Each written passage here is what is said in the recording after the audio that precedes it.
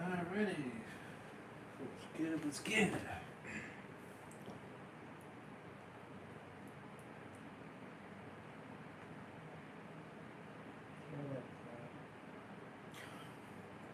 I've heard of my room like shit. Damn. Rip. Yeah, sometimes I just hear the vibration like shut up, dude. Right. Especially when I'm Let's get trying it. to go to bed because Oh yeah. So guys, always welcome back with another live stream. We are back. And we got people arguing with me on X. Wonderful. Oof. I've seen that one. Oh yeah. Oh, that's the same idiot. Oh no, you're having arguments on X, whatever show you do. Why are you defending the leader of your career? I don't understand that.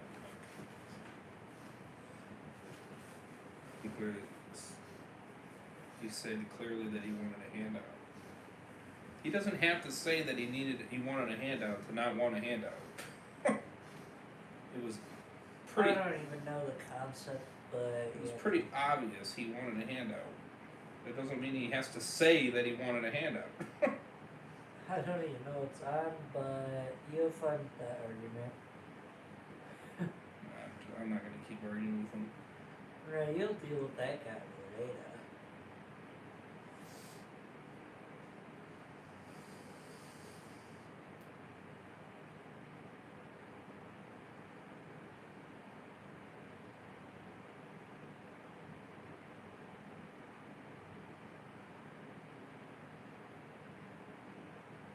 Oh my god, some people are being like, this is what you voted for?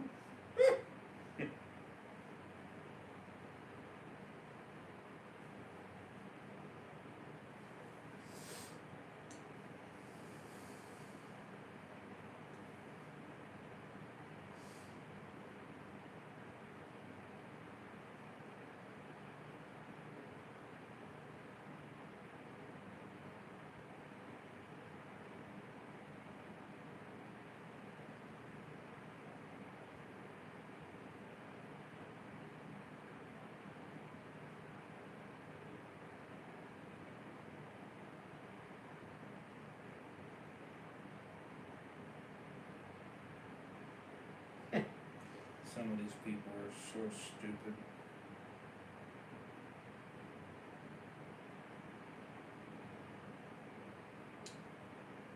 It is crazy.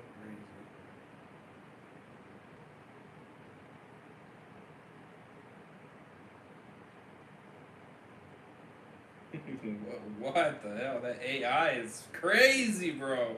Damn. Good thing you made it very evident that it's AI.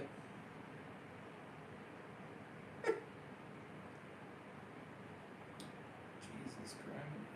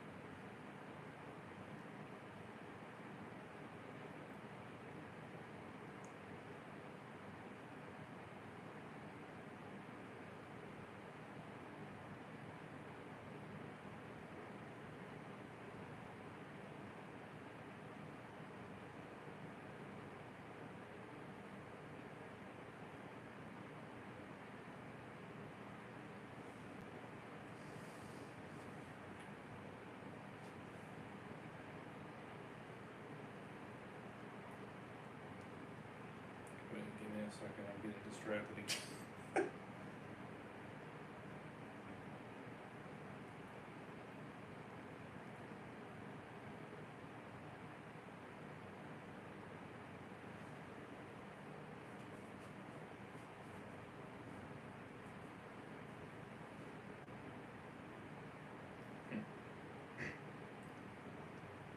Okay. Sorry about that. Got distracted. Back. What's good? What's good? What's good? What's up, Van Code? What's up, Walker Dad? Welcome. How we doing? How we doing? Smash a like. We appreciate it. Smash the subscribe button. I was seeing. There's a lot of people. It's like a mix because you got people that are bitching about this interview, and then you got people that are fully 100%. I got my Megan t-shirt on. The whole situation was insane. Was it 49 minutes? Because this is how this is the one I found. 49 minutes. Is that the whole thing? Because I was seeing different lengths, like 9 minutes, 11 minutes. This is 49 minutes, so I assume this is the whole thing from beginning to end. Now, I've only seen like a section of it, but I never seen beginning to end. So, give me a second here. I haven't shared it elsewhere. Oh! Now you bring back all the sharing shit? Really? What the hell? What the hell? YouTube, you're on crack. For real? Jesus Christ. Oh my goodness.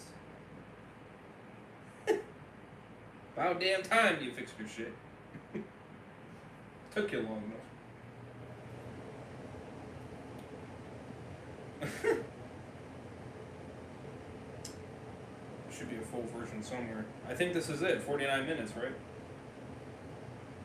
Because that's what it says. It says full video. This is by Fox 5 New York, so I assume they're, better in terms of showing everything, rather than CNN, Give me a second here. You want me to wear my trumpet hat? Let me know.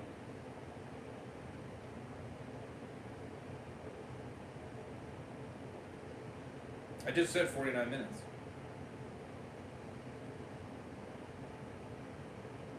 So, I mean, if it's the same length, then... Yeah, it's the same length, so yeah, I already have it. That's why I was asking the length, because the length is 49 minutes and 44 seconds. It's just a different angle, and honestly, I like this angle more, because it's like straight on.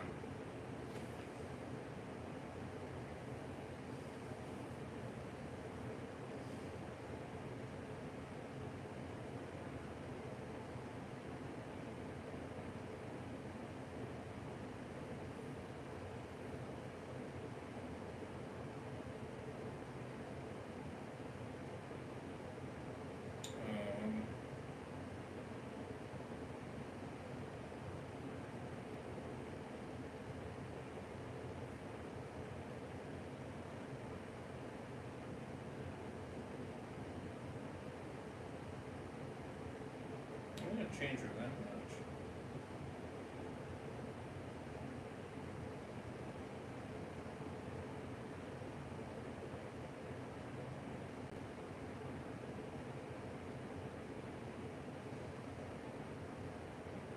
Give me a second, hold on.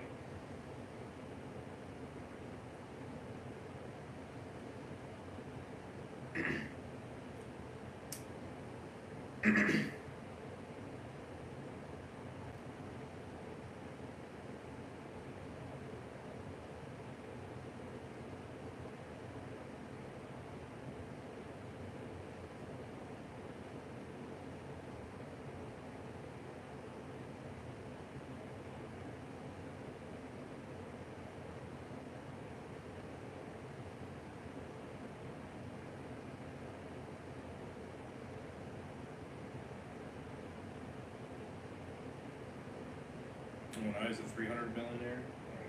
What a shock. Not surprised he's getting up there.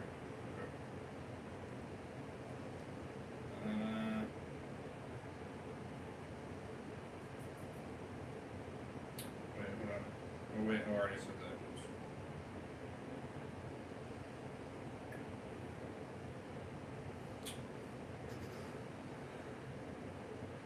Sharing it on Instagram.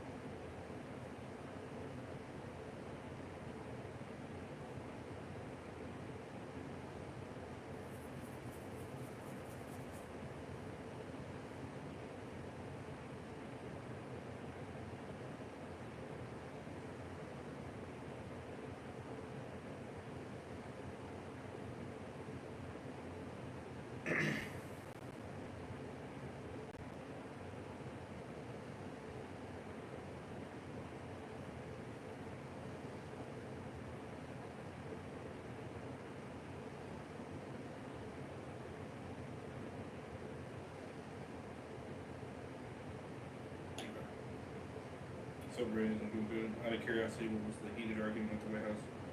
Yes, where Trump at? Zelensky just made a fool out of himself. Blew up the peace deal. Yeah, yeah. Well, believe me, it's gonna get very interesting. You definitely want to stick around.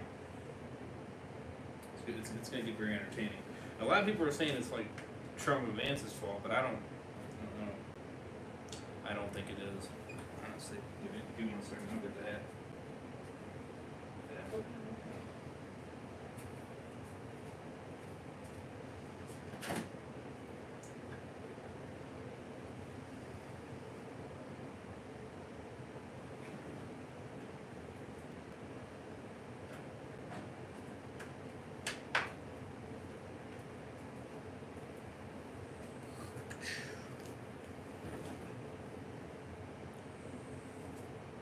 Yeah, a lot of people are saying they're wrong. Give me your take.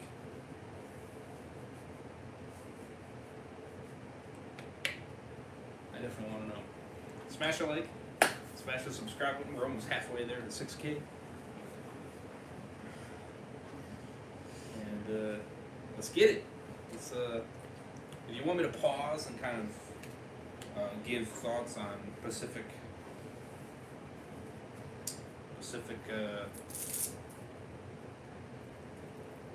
takes, let me know.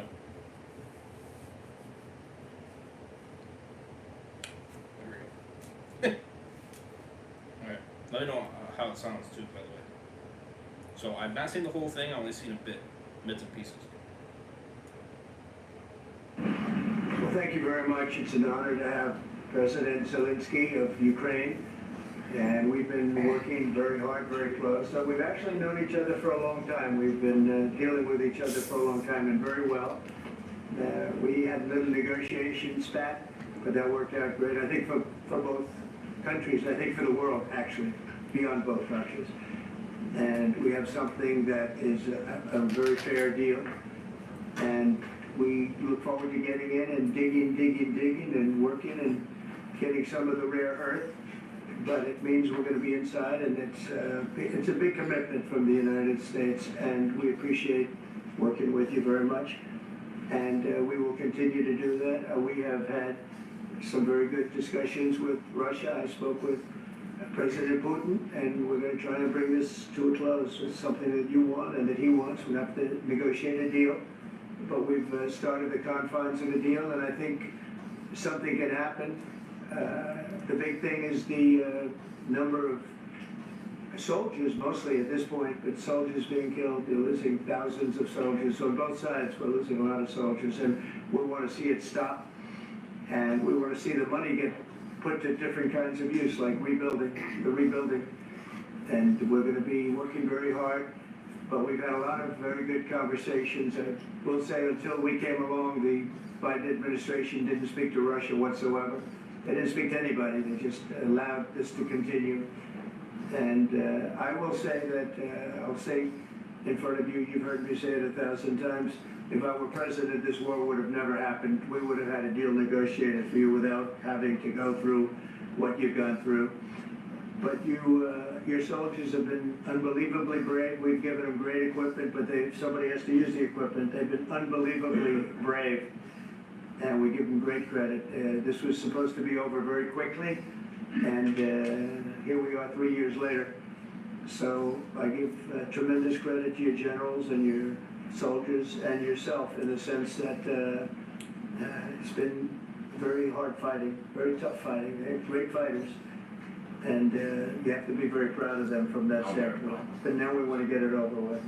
It's enough, right? We want to get it over with. So it's an honor to have you here. Thank you very much for coming. We're going to sign the agreement at the conference in the East Room in a little while, right after lunch. And we'll be having lunch together. We're also discussing some other things. And we appreciate everybody being here. It's somewhat of an exciting moment, but the really exciting moment is when they stop the shooting or we end up with a deal. And I think we're fairly close to getting that, and an honor to have you, and please, I'd like to say something. No, thanks so much, Mr. President. Thank you for the invitation. And really I hope that this first document will be a first step to real security guarantees for Ukraine, our people, our children. I really count on it. And of course, we count that America will not stop support. Really, for us, it's very important to support and to continue it. I want to discuss it with details further during our conversation, and of course, the infrastructure of security guarantees. Because for today, I understand what Europe is ready to do, and of course, I want to discuss with you what the United States will be ready to do. And I really count on your strong position to stop Putin. And you said that enough with the war. I think that is very important, Bill, to say these words to Putin at the very beginning of war, because he is a killer and terrorist. But I hope that together we can stop him. But for us, it's very important to, to save our country, our values, our freedom, the democracy, and of course, no compromises with the killer about our territories, but it will be later. And of course, what I wanted, we spoke about it by phone with you about the drones production. We have very good drones production. I think the best one in the world for today because of the war. Yes, and of course, we need very much the air defense. You have the best air defense in the world, and really you help us under attacks of Russians. And I want to speak how we can exchange the licenses. We're open to share the licenses of all our drones with you, of course, with the United States, and we need licenses for quick production of air defense. Even after the war, we need our nation to be calm, that we are secure. So that's why we need this air shield. And of course, about this, I want to speak about the contingents. I think that France and UK already spoke to you, and we know that Europe is ready, but without the United States, they will not be ready to be as strong as we need. And then the last point, last not least, about exchange, about our people and children. And you know that these crazy Russians, that they stolen 20,000 of children, Ukrainian children. They changed their names, they changed their families, relatives, and now they're in Russia. We want to bring them back. And really, it's a big dream, task and goal for me and our warriors. By the way, Mr. President, we exchanged, released more than 4,000 warriors from Russian prison, but there are thousands more in the prison. I wanted to share with you some images, how it's, just can I now? Yeah, Right? please. 1 minute. I just you to understand in what circumstances, in what situation they are, and what the attitude of Russia to our prisons. That guys, just you before and after. You see, before and after, just you to understand. Now thousands of such guys, ladies and men, there, and that, so they don't eat, they beat them, and they, it's a lot of bad things. So out of, even during the war, there are rules. Everybody knows there are rules during the war. So these guys, they don't have any rules. You see that 50, 60 kilograms to them, and a lot of such things. And I didn't want to show you what the changes with images of children, because I will just share with you. And I mean, it's looking tragic. No, that's tough stuff. Yeah, I wanted very much to give you, and you see. Yeah. This is pastor, by the way. They stolen pastors, because it's not Russian church. They stolen pastors and moved pastors to the prison. At the end of last year, we brought 3 pastors. We could exchange them. And this is pastor, you see. Yeah, it's tough. Yeah, so I mean, this I wanted to show you, and this. So thank you very much. We want to get that entered, correct? Yeah, of course. We And I think we will. I think we will. And have to, of course. do you have any questions, please? Thank you, Mr. President. With the, how much money is the U.S. going to put into the fund that is being created today, and how does this provide long-term security for Ukraine? Well, we don't know exactly how much, because we're going to be putting some money in a fund that we're going to get from the raw earth that we're going to be taking and sharing in terms of revenue. So it's going to be a lot of money will be made from the sale and from the use of raw earth. And as you know, our country doesn't have much raw earth. We have a lot of oil and gas, but we don't have a lot of the raw earth. And what we do have is protected by the environmentalists, but that can be unprotected, but still it's not very much. They have among the best in the world in terms of raw earth. So we're going to be using that, using it for all of the things we do, including AI and including weapons and the military, and it's really going to very much satisfy our needs. So something that just worked out really well. We have a lot of oil, we have a lot of gas, we have a lot, but we don't have raw earth. So this has just about every component of the raw earth that we need for computers, for all of the things we do. And this puts us in great shape. And on long-term security for Ukraine? I think they're going to have great luck. I think once we make the agreement, that's going to be 95% of it. They're not going to go back to fighting. I've spoken with President Putin, and I feel very strong. I've known him for a long time, and I feel very strongly that they're very serious about it. And we'll make a deal, and when the deal is made, I don't think, we talk about security, everyone's talking about the other day, all they talked about was security. I said, let me make the deal first. I have to make the deal first. I don't worry about security right now. We have to have a deal, because right now, last week, 2,000 soldiers died on both sides. 2,000, and they're losing 1,000, 2,000, 3,000 a week. So as we sit here and we talk, people are getting shot and dying on the battlefield. And you know, they're not American soldiers, but they're Russian soldiers and they're Ukrainian soldiers, and we want to be able to stop it. And we want to be able also to spend money on other things. We don't want to, this is a tremendous amount of money, and what the Biden administration did was terrible. They were giving money, but they had no security on the money. Europe, as you know, gave much less money, but they had security. It was in the form of a loan. They get their money back, and we didn't. And now, at least we're protected, because the American taxpayer has to be protected too. But this is an incredible agreement for Ukraine, because we have a big investment in their country now, and what they have, very few people have. And we're able to really go forward with very, very high-tech things and many other things, including weaponry that we're going to use in many locations, but that we need for our country. This allows us to do that.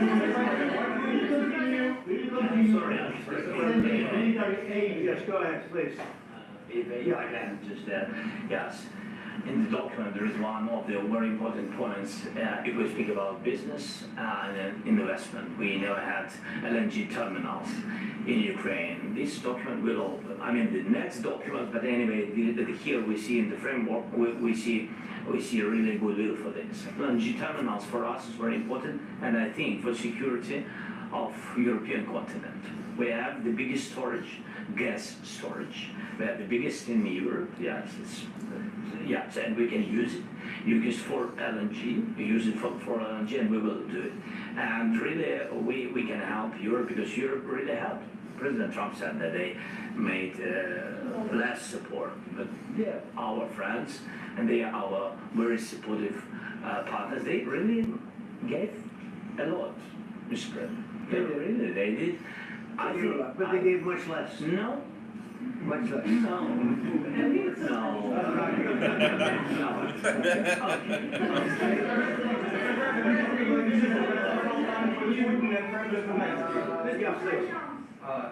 Mr. President Trump, you have repeatedly called the deal with Ukraine as a historical one.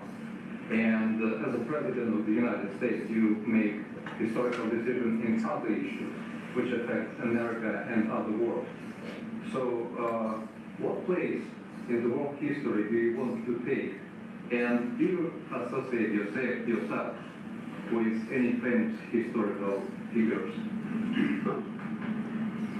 Yeah, I'd say George Washington, Abraham Lincoln. I would say I'm far superior to George Washington and Abraham Lincoln. Now, you know I'm only kidding, right? Because when I say that, the fake news is going to go wild. They're going to say he considers himself to be better than Washington. But you never know. You never know. I don't compare myself to anybody. I'm here to do a job. We've had a great 35 days or whatever it might be, a month, a little more than a month. We've accomplished tremendous amounts. Not only this would be a very great achievement if we could get the war stopped and get them back to normalization. I think that's going to happen. And we've had very good talks on both sides, as you know. But I think we've done a very good job, just generally. If you look at all of the things we've done in 30 days, they're saying there's never been a opening for a president. The first month, there's never been a first month like we've had. And this is one of the very important things. This to me is one of the most important things because we have tremendous debt taking place as we speak. And I don't want to have that. You know, think of the parents, whether they're in Russia or Ukraine, think of the parents of all these people being killed needlessly. they came to our territory.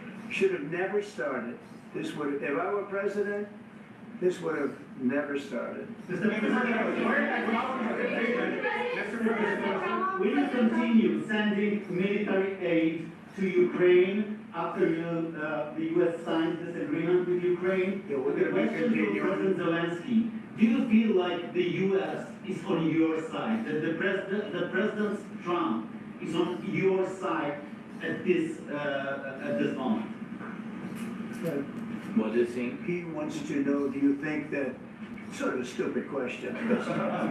I guess we wouldn't be here if I wasn't. I think that the United States on our side from the very beginning of occupation, and I think that President Trump on our side, and of course, I'm sure that the United States President will not stop support. This is crucial for us. It's important for us. Yes. And Putin, the president speaks about the people and the soldiers which are dying, but they came to our territory, they came to our land. They began this war, and they have to stop. And I think this is the question, with really the most important question. Can President Trump, I hope yes, with some other allies, to stop Putin, withdraw these enemies, our enemy, withdraw these troops from our land? And I think that you asked about the history. I think that if President, or when he will stop Putin, if President Trump will bring peace to our country, I think he will be on this wall. We've had very, very good talks. Military aid to Ukraine. Well, I mean, I think 15 minutes in, I think so far it's pretty good.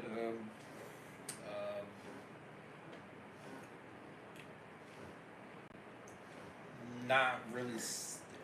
I'm very curious on like when it really like goes the opposite direction.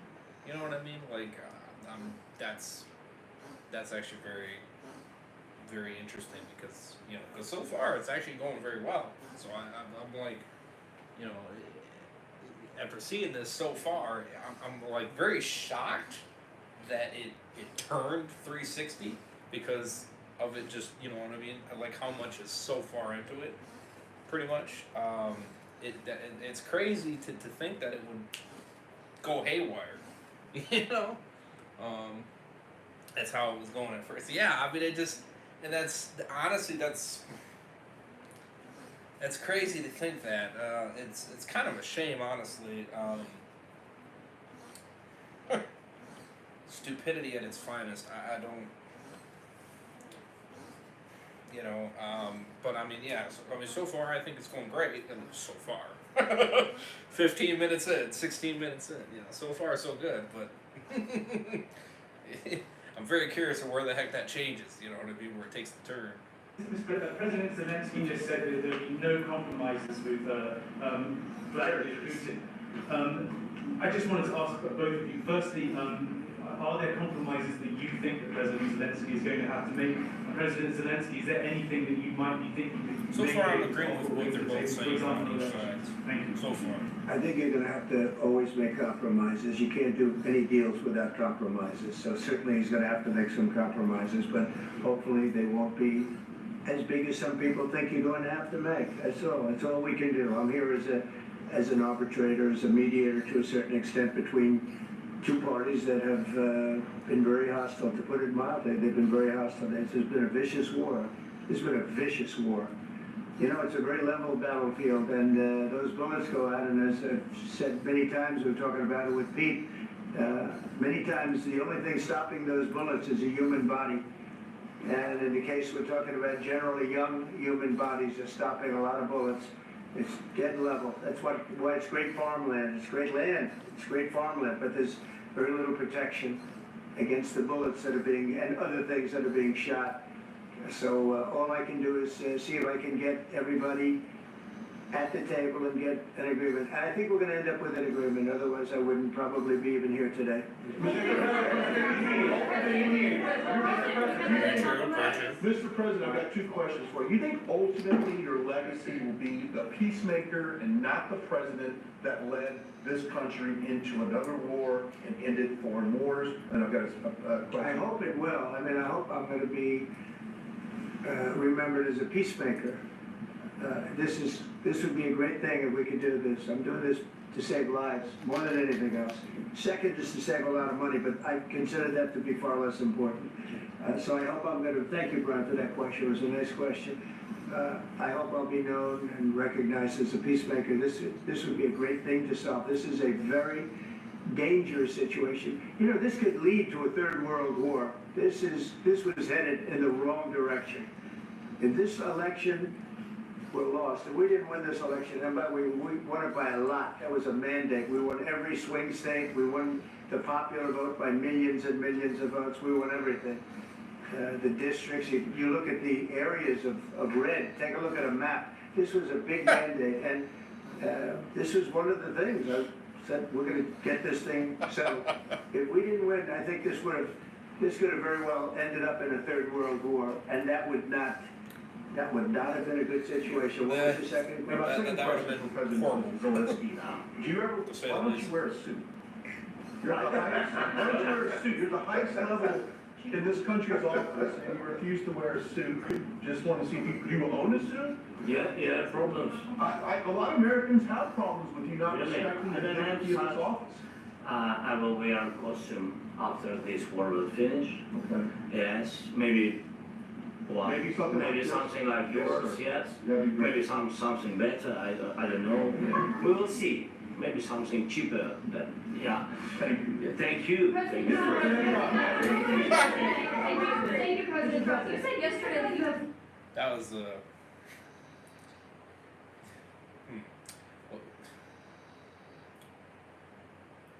Was that insulting? I don't know. I mean, was that insulting for him to say that? That's. What is your take on it? I'm not. Or is it insulting that he's not wearing a suit?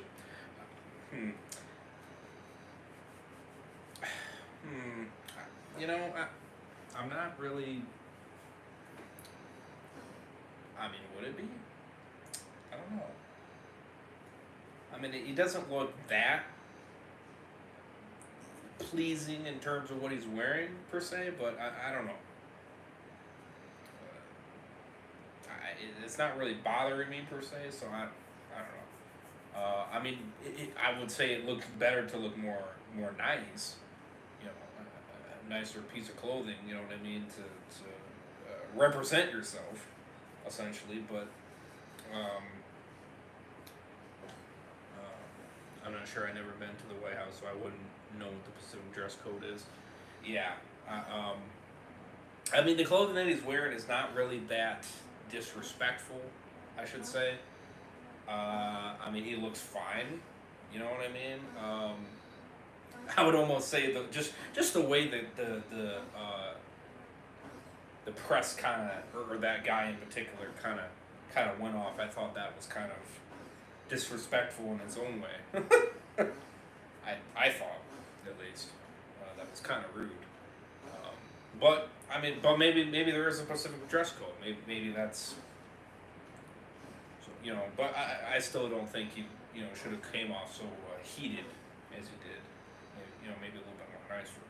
But Are you going to send more arms to Ukraine I figured I'd give that take. in case there's no peace? Yeah, we're going to have arms to Ukraine, yeah, sure. Hopefully I won't have to send very much because hopefully we're going to have it finished. We're looking forward to finishing this quickly. We're not looking forward to sending a lot of arms. We're looking forward to getting the war finished so we can do other things. But we very much appreciate the agreement because we needed what they had, and we're treating, you know, our country is now treated fairly. Biden didn't do that. He didn't know what the hell he was doing. This should have never happened. This should have never started.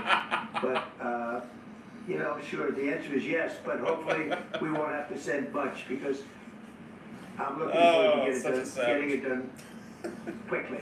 But Very so quickly. true, Does so that true, mean you'll 100%. provide security guarantees, Mr. President?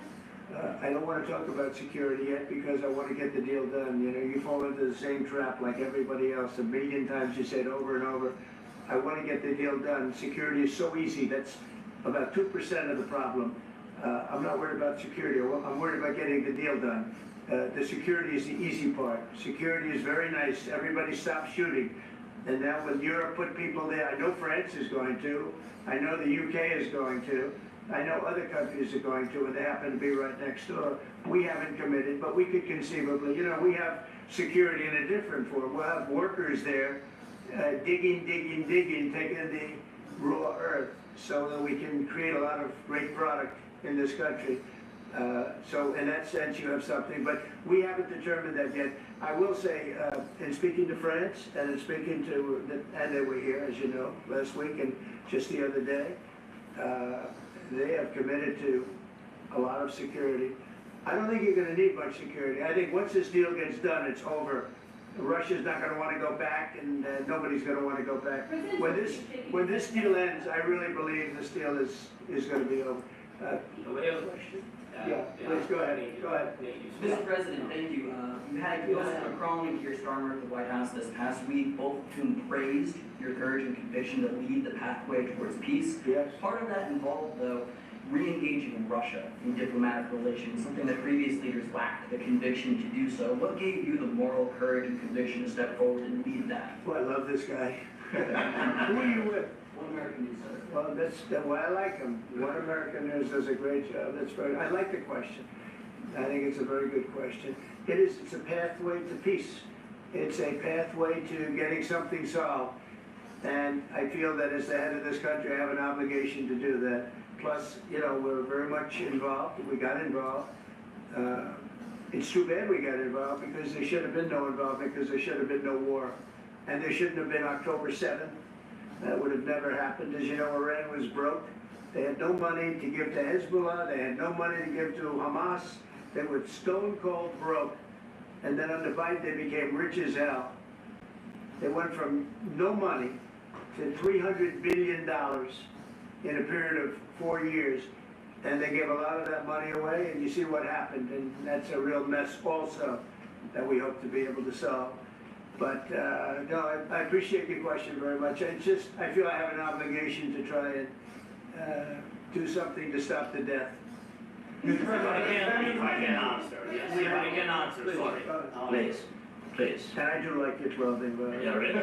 even though I think he's a great guy, by the way. But I don't know if you two like each other, but you know what?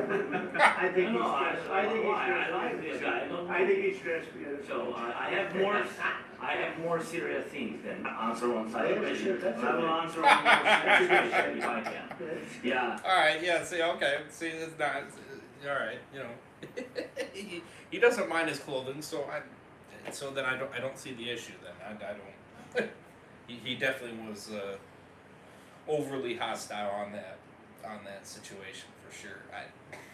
Nothing wrong with it. If Trump's fine with it, then So please, no issue. about security guarantees and about just ceasefire. We can't just speak about ceasefire and speak and speak. It will not work. Just ceasefire will never work because I'm like the president. I have this experience, and not only me. Ukraine before my presidency, from the 2014, Putin broken 25 times. 25 times he broken his own signature. 25 times he broken ceasefire. But he never broke to me. He never broke to me. No, you were the president.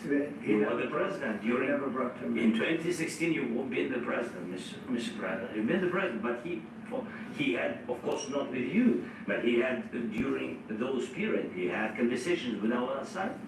And we had Normandy format, you know, the France, Germany, Ukraine, and Russia. And he broken 25 times. That's why we will never accept just ceasefire. It will not work without security guarantees.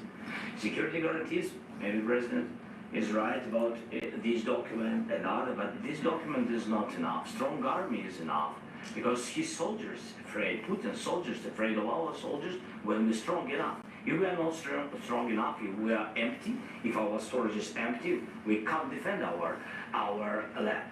Today, you know, he knows that we have all the world knows that we have meeting, yes? Why he's using ballistic? Putin today using ballistic on our hospitals, schools, and etc. Ballistic. So he knows that we are here, and that President Trump is really have goodwill to stop this war. And you hear now the president. So why he's using? So he doesn't want to stop. He doesn't want. But I hope that we will do it. Really, we'll do it. Security. When we speak about security guarantees, when the Europeans are ready for contingents, they need USA backstop. If there will not be United States, we will not never have any contingents, strong contingents from the Europeans, because they don't want to divide alliance, connection between the United States and the main and strongest ally and Europeans. And this is crucial, this is important. That's what we want to speak about very much. This is very important. And air defense. So, air defense, really, we have big deficit with all these systems, and we need to provide this. We need it very much. Otherwise, Putin will never stop, and will go further and further. He doesn't want. He hates us. You know, it's not about me. He hates Ukrainians. He thinks that we are not a nation. He thinks, and he shared these thoughts. I think maybe with your team also. I don't know, but with all the Europeans, in media, officially and not, he always said that there is no such country, such nation, such language, and such life like Ukrainian. No, he really doesn't respect all the Ukrainians, and he wants to destroy us. You are right, Mr. President. That's 2%. This document, maybe other documents. It's a very good start, very good, but it will not enough to stop this person. Should Russia change its bill to Ukraine? Mr. President, after these Should Russia change its bill to Ukraine? They have to say this question. this is the rule. This is rule of the war. This is the rule of the war. During all the centuries, all the history, this is the rule of the war. Who began, those pay. Do you agree? This is the rule. Putin began this war. He has to pay all money for innovation. He has to pay. Of course, some Russian assets, what we have in Europe, about 300 billion, we can use them. We can use for innovation and buy military support from the United States also. We can do it, but it's not enough. It's not enough. Because I wouldn't know. Wait, one second. I asked this question that you didn't like because I wanted to know if you want to position yourself in the middle between Russia and Yes. Ukraine, or on the Ukraine's No, I'm in the middle. I want to solve this thing. I'm for both. I want to get it solved. And it's wonderful to speak badly about somebody else, but I want to get it solved. If we can solve it, great. If we can't solve it, they're going to have to fight it out, and who knows what's going to happen. But I want to see it get solved. May I follow up? One more question about U.S. troops in Europe. After Russian invasion of Ukraine, your predecessor sent additional troops to Eastern Europe, including Poland, my country. Yeah. Are you committed to keeping these troops on the eastern flank of NATO in the future? I'm very committed to Poland. I think Poland has really stepped up and done a great job for NATO. They, as you know, they paid more than they had to. They are one of the finest groups of people I've ever known. I'm very committed to Poland. What about Baltics? Poland's in a tough neighborhood, you know. What about the Baltics? The Baltics, they got a lot of, it's a tough neighborhood too, but we're committed. We're going to be very committed, and we're committed to NATO. But NATO has to step up, and the Europeans have to step up more than they have. And I want to see them equalize, because they are in for far less than we're in, and they should be at least equal. You understand that? Why is the United States, we have an ocean in between. Why is the United States in for so much more money and other things as Europe? With that being said, and as you said, they've also been obviously very helpful. But we have put in far more than they have. And I think they should equalize. Mr. President, Yeah, please, go ahead. ask about the agreement here today. What changed between the first time that Secretary Vance gave President Zelensky the agreement and today for the signing? We made a deal. What was the I'm just- deciding factor? I'm a business person. We made a deal. That's what changed. Mr. President, I didn't think we were going to make a deal. And we ended up making the deal, so that changed. Mr. President, what and how do you envision a trilateral summit with President Zelensky and Putin? I don't know, but it's, well, they don't like each other, I can tell you that. They do not like each other. This is not a love match. And it's unfortunate. That's why you're in this situation. The United States should not have allowed this to happen. Okay? The United States, run by a man that didn't know much, I'm going to be very nice, run by an incompetent person, very incompetent person, should never have allowed this to happen. Facts. I've stopped wars. I've stopped many wars. And people will tell you, I stopped wars that nobody ever heard about. I stopped wars before they ever started. You can look at some of, I could give you a lot of nations that would tell you right now they were probably going to war. I could tell you right now there's a nation thinking about going to war on something that nobody in this room has ever even heard about. Two smaller nations, but big, still big. And I think I've stopped it. But this should have never happened. Sorry, just a second. About any negotiations. First of all, I want really to tell you, and I think that everybody understands that Ukraine, more than Ukrainians, nobody wants to stop this war. But at the future, any negotiations, it's understandable that two sides of the war, not Russia and the United States, because this is not the war between Russia and the United States. This is war of Russia against Ukraine and Ukrainian people. So these two sides will be at the, anyway will be at the negotiation table. Then of course United States, like the strongest partner of the Ukraine, and of course Europe. I think Europe is very important. I want to speak about it with the president. Yes, Europe is very important for us because we really defend Europe for today. All Europeans really recognize that we are defending the line and they have real life and our people are dying. That's why they helped us. And also it's about the need. Yes, between, like the president said, you have big, nice ocean.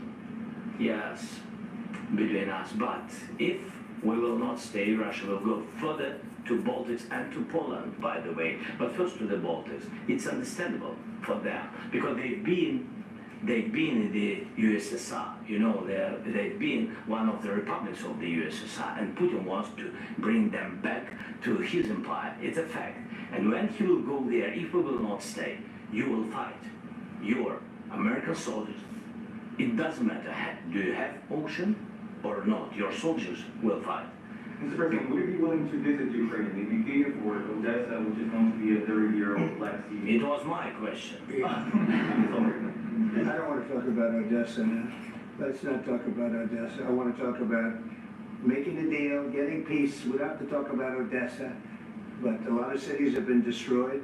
A lot of cities that are not recognizable. There's not a building standing. No, And a lot of you have to come, things Mr. President, you have to come and to look. No. We have very good cities. Yes, a lot of things have been destroyed, but mostly cities alive, and people work, and children go to school. Sometimes it's very difficult, sometimes closer to front line. Children have to go to underground schools or online, but we live. Ukraine is fighting and Ukraine lives. This is very important. And maybe it's Putin is sharing this information that he destroyed us. Well, he lost 700,000 people, 700,000 soldiers. He lost everything. Yes. Sure. Mr. President, I mentioned positive. That's a different take on it for sure. I mean, I didn't think that all the buildings and everything like that were destroyed. I think that was a little bit over exaggerated, but you can only assume that. But Trump wasn't lying when he said Biden had no idea what he was doing, and I do agree that if Trump was president, the war in Ukraine would have never happened. Yeah, 100% facts. He speaks facts. I can't help but laugh at that shit when he brings up Biden. It's and Obama and all of that.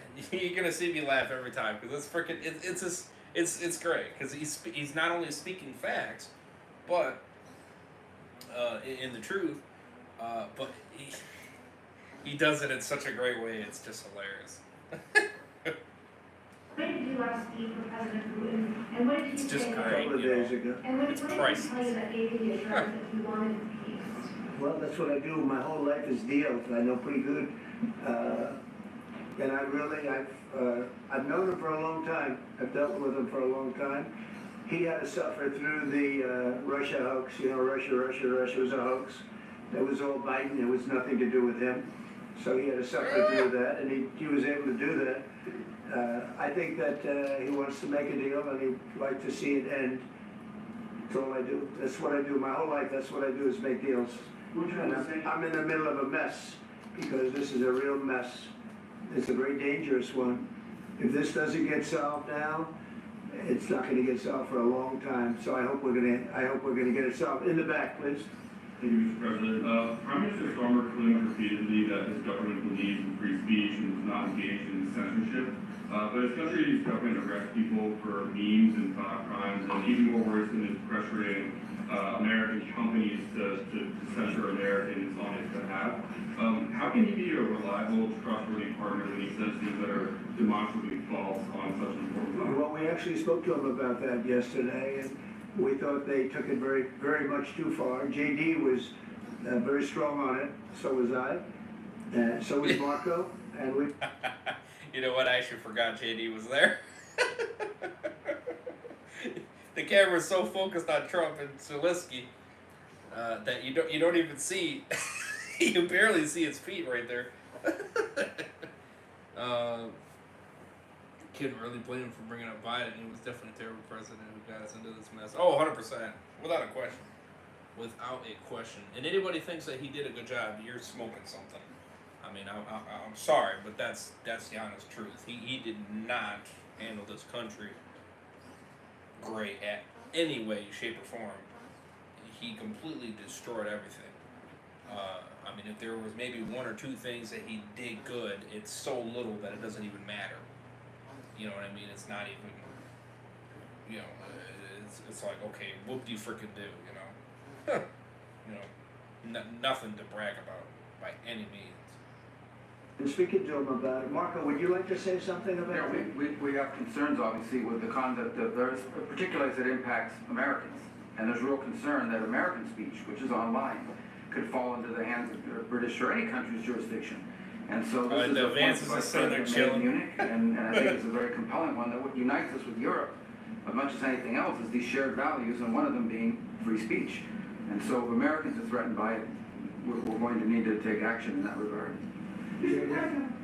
It's actually a very important question. We spoke about this in detail with the Prime Minister, the Foreign Secretary, and others at lunch yesterday, and I know that Secretary of Commerce Lutnick followed up in private meetings last night. This is really important. We believe Americans have the right to speak their mind, even if we in this room disagree with them. They have the right to speak their mind in the public square, which is often online these days. And we're going to defend that right as it pertains to American companies and American citizens vigorously if we have to. I do think that under the President's leadership, we're going to find common ground with our friends in the UK on this question, but it remains to be seen. The principle that will guide us is we believe in free speech in this country and we'll fight for it for American citizens. Damn straight. Damn straight. Is there any other oil and gas component to the deal as well? Damn straight. We'll see. Love you, Vance. But we're not You're looking for that so much. We got a lot. We have more than anybody in the world, by far. So no, we're not talking about it too much, but a little bit. I think it affects also, but for the most part, no. And sir, is there any agreement from Ukraine to purchase U.S. LNG as part of the deal, or is that on the table? No, we don't need that. Some of those I minerals was are trying in to the ask you East about, President. you just mentioned that you'd spoken to Vladimir Putin a couple of days ago. Just to be clear, that's a new call, not the one that you... I've spoken to him on numerous occasions. Okay. And how was the latest call? What did you discuss? How did it work? Are you serious with that question? I am. It went well. I think we're going to have a deal. On the minerals deal, Mr. President, some of those minerals are in the east of Ukraine, not far from the front lines and in areas that Russia has occupied. Will you direct President Putin to withdraw his forces from those areas if there's U.S. interest? Well, we'll take a look at the time. We have a lot of area. It's a very big area we're talking about, so we'll take a look. I'll study that and I'll see. And who would protect those minerals if they are U.S. interests? Would that be Ukrainian They'll be forces? protected. The agreement will protect them.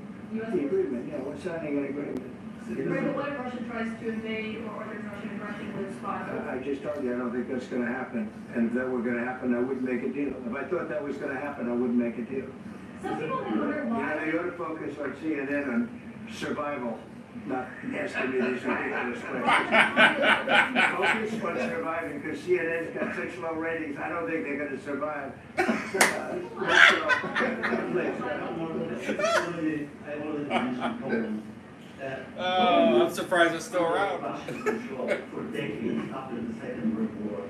When I was a kid, I looked at the United States not only as a most powerful country, the richest country in the world, the country that has great music, great movies, great muscle cars, but also as a force for good.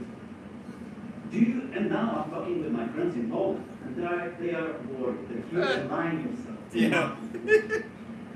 What's your message for them? Well, if I didn't align myself with both of them, you'd never have a deal. You want me to say really terrible things about Putin and then say, "Hi, Vladimir, how are we doing on the deal?" It doesn't work that way. I'm not aligned with Putin. I'm not aligned with anybody. I'm aligned with the United States of America and for the good of the world. I'm aligned with the world. And I want to get this thing over with. You see the hatred he's got for Putin. It's very tough for me to make a deal with that kind of hate. He's got tremendous hatred. And I understand that, but I can tell you the other side isn't exactly in love with, him either. So it's not a question of alignment. I'm aligned with the world. I want to get the thing set. I'm aligned with Europe. I want to see if we can get this thing done. You want me to be tough? I could be tougher than any human being you've ever seen. I'd be so tough. But you're never going to get a deal that way, so that's the way it goes. One more question. I want to respond to this. So look, for 4 years in the United States of America, we had a president who stood up at press conferences and talked tough about Vladimir Putin, and then Putin invaded Ukraine and destroyed a significant chunk of the country. The path to peace and the path to prosperity is maybe engaging in diplomacy. We tried the pathway of Joe Biden of thumping our chest and pretending that the President of the United States' words mattered more than the President of the United States' actions. What makes America a good country is America engaging in diplomacy. That's what President Trump is doing. Can I ask you? Damn straight, bro. Yep. That's what Vance freaking nails that shit. He freaking nails that shit. I'm telling you what, he should be 2028. He should run. I'm telling you what, he should run 2028 without a question. You know, I mean, he just freaking nails it on the dot, 100%. I love it. I love it. It's so great. He is literally like Trump 2.0, no cap. You know, just a younger version, but still very, you know, still everything there, but more precise on his words per se. I like Trump because he's just savage and he just goes for it. But I like Vance as well because he does it in a very nice, delicate way. You know what I mean? But he gets the point across and he makes it very, you know, like prominent. You know, and that's why I like him. He's freaking awesome. He just nails it right to the point. 100%. I tell you what. Man, oh man. He should definitely run.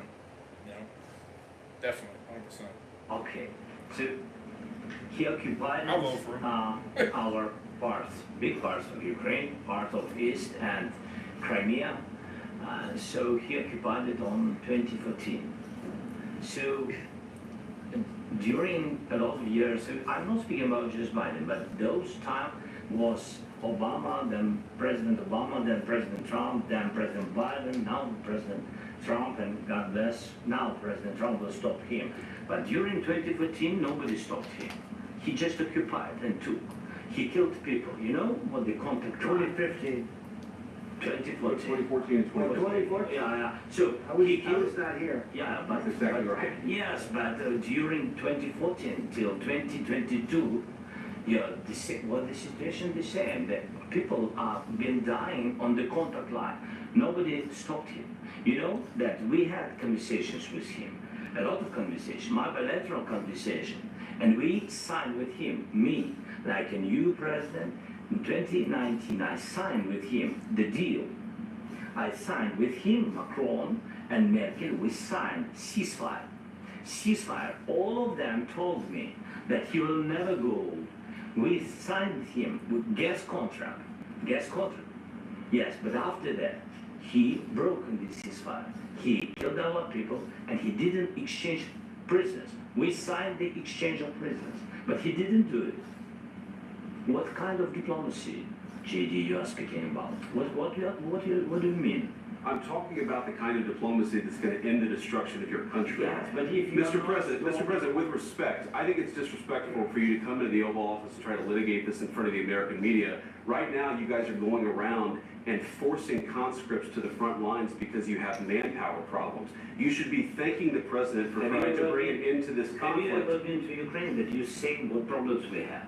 I have been to. Come once. I've actually watched and seen the stories, and I know what happens is you bring them on a propaganda tour, Mr. President. Do you disagree that you've had problems bringing people in your military? We have problems. And do you think that it's respectful to come to the Oval Office of the United States? Okay. I see where it. I see where it escalates.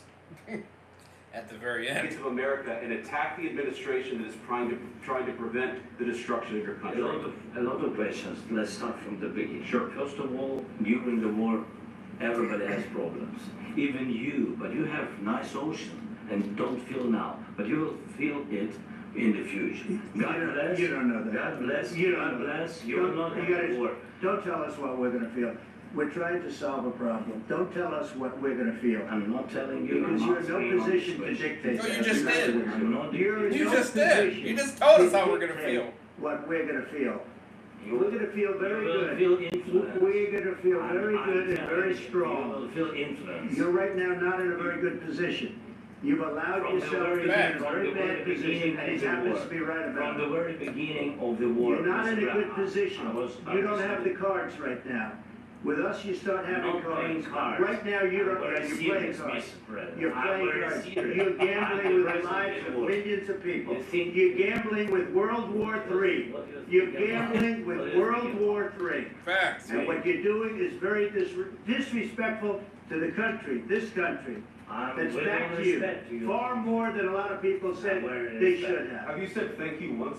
This A lot entire of meeting? times. No, in this Even entire meeting today. that you said thank Even you, today. you went to Pennsylvania and No, campaigned for the actually, opposition. no, I don't think he did. I don't remember hearing thank you. Let me know in the chat. Did he say thank you? Am I the only one that didn't hear it? I didn't hear it. I didn't hear him say thank you at all. I did not hear him say thank you at all. Not in this entire meeting. And I've been paying attention the whole damn time. Like, I'm not sitting there tuning it out. I'm listening to every damn word. Like, I'm paying attention because I'm interested into the meeting. So I'm listening, 100%. He actually never said thank you. Well, okay, well then see, I'm not the only one that's saying it. Stupid ass Ed. I saw him on X being like, "Oh, you said thank you 33 times." You gotta have to show me some proof where the hell he said that, brother, because I don't know where the hell is. I don't know where the hell he said thank you at all. I mean, at least not in this interview. Okay, Big Whoopie said thank you frickin' last administration, but that administration was garbage. You know, that administration was trash. So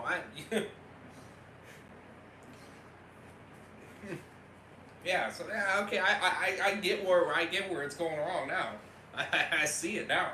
He freaking bringing up Obama and shit and Biden and and the ceasefire and shit. Okay, I can understand why it would get heated. Perfect sense. In October, offer some words of appreciation for the United States of America and the president who's trying to save your country. Facts. Please, you think that if you will speak very loudly about the war, He's not speaking loudly. He's not speaking loudly. Your country's in big trouble. Wait a minute. No. You've done a lot of talking. Your country is in big trouble. I know. You're not winning. You're not winning this.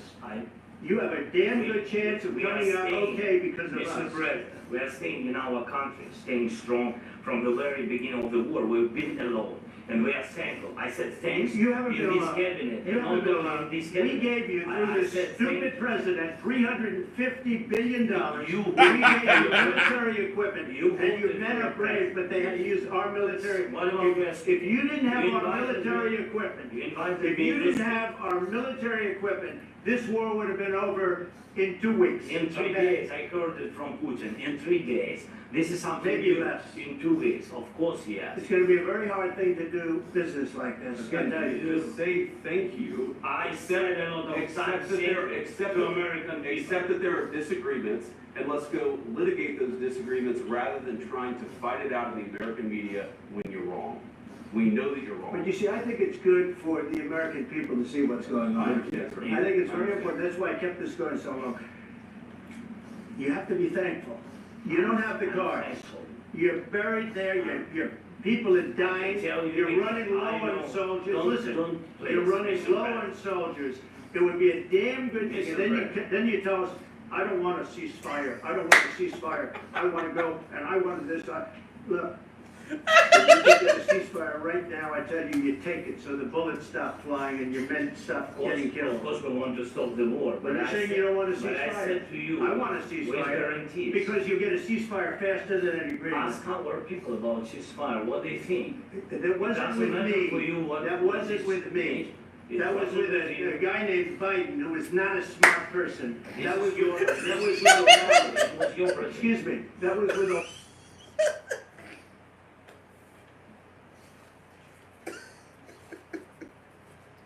Oh shit. Ukraine is not going to be getting support from the U.S. after this interview. Right, yeah. Oh my goodness. Yeah,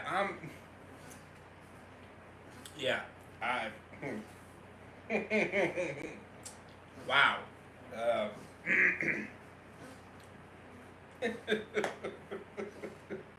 Yeah, no, honestly, I was very concerned when he was saying that, when he was talking, and frickin' Ed, you're a dumb fuck, you really are. You're the biggest retard on this planet, up there with Biden. He said he didn't want a ceasefire. That right there is just that's an issue. I mean, even when I was hearing that, I was just like, what? you're basically telling me you don't want to end the war. That's what you're essentially telling me by saying that. You're saying that you don't want to end it. That's what you're saying. You know, it's like well, yeah, it's not gonna stop because you're essentially, you know, referring that, well, yeah, we're not gonna ceasefire. it's like well, yeah, then the war ain't gonna stop. You know, both sides have to say we're gonna, you know, we're gonna stop in order to stop.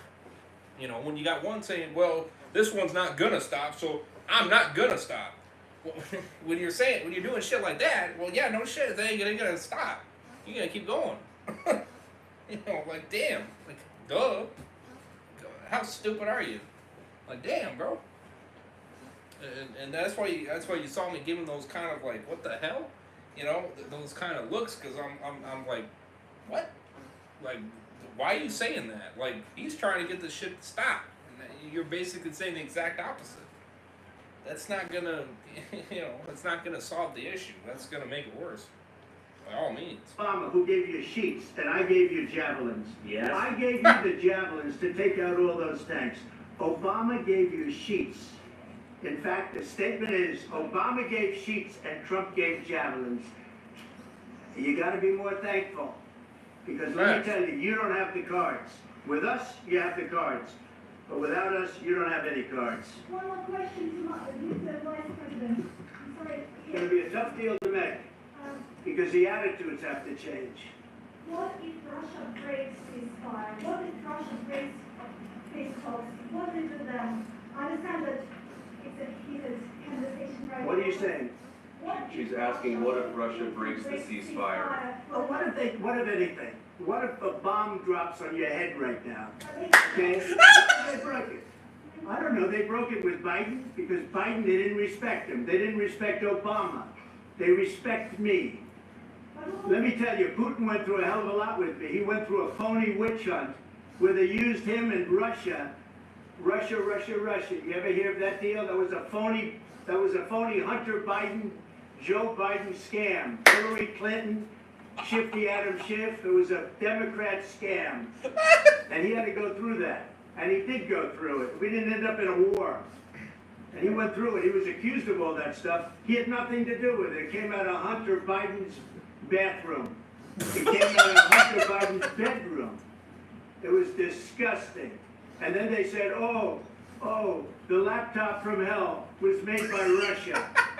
The 51 agents. The whole thing was a scam. And he had to put up with that. He was being accused of all that stuff. All I can say is this. He might have broken deals with Obama and Bush, and he might have broken them with Biden. He did, maybe. Maybe he didn't. I don't know what happened. But he didn't break them with me. He wants to make a deal. I don't know if you can make a deal.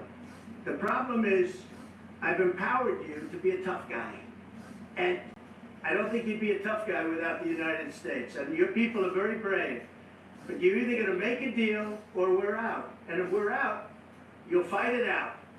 I don't think it's going to be pretty, but you'll fight it out. But you don't have the cards. But once we sign that deal, you're in a much better position. But you're not acting at all thankful. And that's not a nice thing. I'll be honest, that's not a nice thing. All right, I think we've seen enough. What do you think? Huh? This is going to be great television, I will say that. All right. We'll see what we can do about putting it together. Thanks.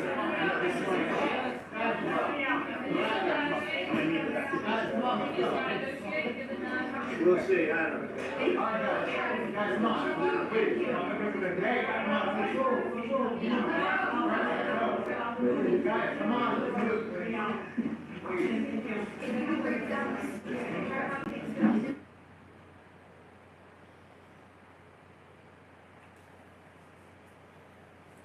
Wait, did he actually get booted out?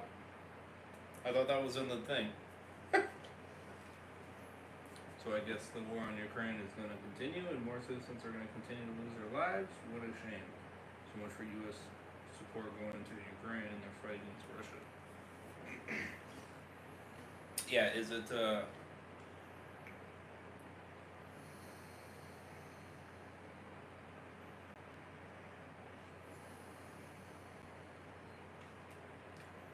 Sue me. Sue me. He's crying. Let me see. Ukraine.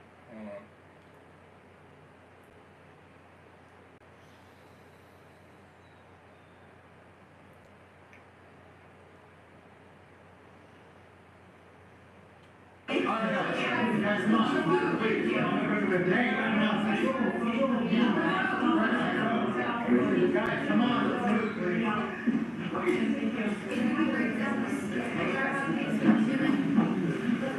All right, so you just heard there that entire joint press conference that was held inside of the Oval Office. And then moments ago, take a look at this video that we just got in from outside of the White House, as you're going to see there, Ukrainian President Volodymyr Zelensky exiting. Now that we know that that joint news conference that was set to happen later on today between both of those world leaders has effectively been canceled. It remains to be seen what is going to happen going forward here between the negotiations of the United States and Ukraine. It may be possible that later on today we are going to get some remarks from President Zelensky, although not that joint conference that we were anticipating with both he and President Donald Trump after that tense exchange, about 45 minutes that we showcased here with that playback tape of the Oval Office meeting in which several reporters were asking questions to both of those presidents. Vice President J.D. Vance also there in attendance making some remarks. And you saw really the tense moments towards the end of that. We do also have a recent statement from President Donald Trump in which he does say that, quote, I have determined that President Zelensky is not ready for peace if America is involved because he feels our involvement gives him a big advantage in negotiations. And goes on to say, I don't want advantage, I want peace. He can come back when he is ready for peace. So that was posted on his social media platform, Truth Social, just moments ago. And then this is just a little bit behind as we saw the Ukrainian president exiting there from the White House. You're going to see that vehicle departing there after his visit and his meeting with U.S. President Donald Trump. We're going to keep monitoring this situation. We do want to step away for a brief commercial break here. When we come back, we're going to recap this entire scene that we just witnessed. Huh. I think him getting kicked out is in a separate video. Not in more bloodshed. Right. No, I completely agree with that.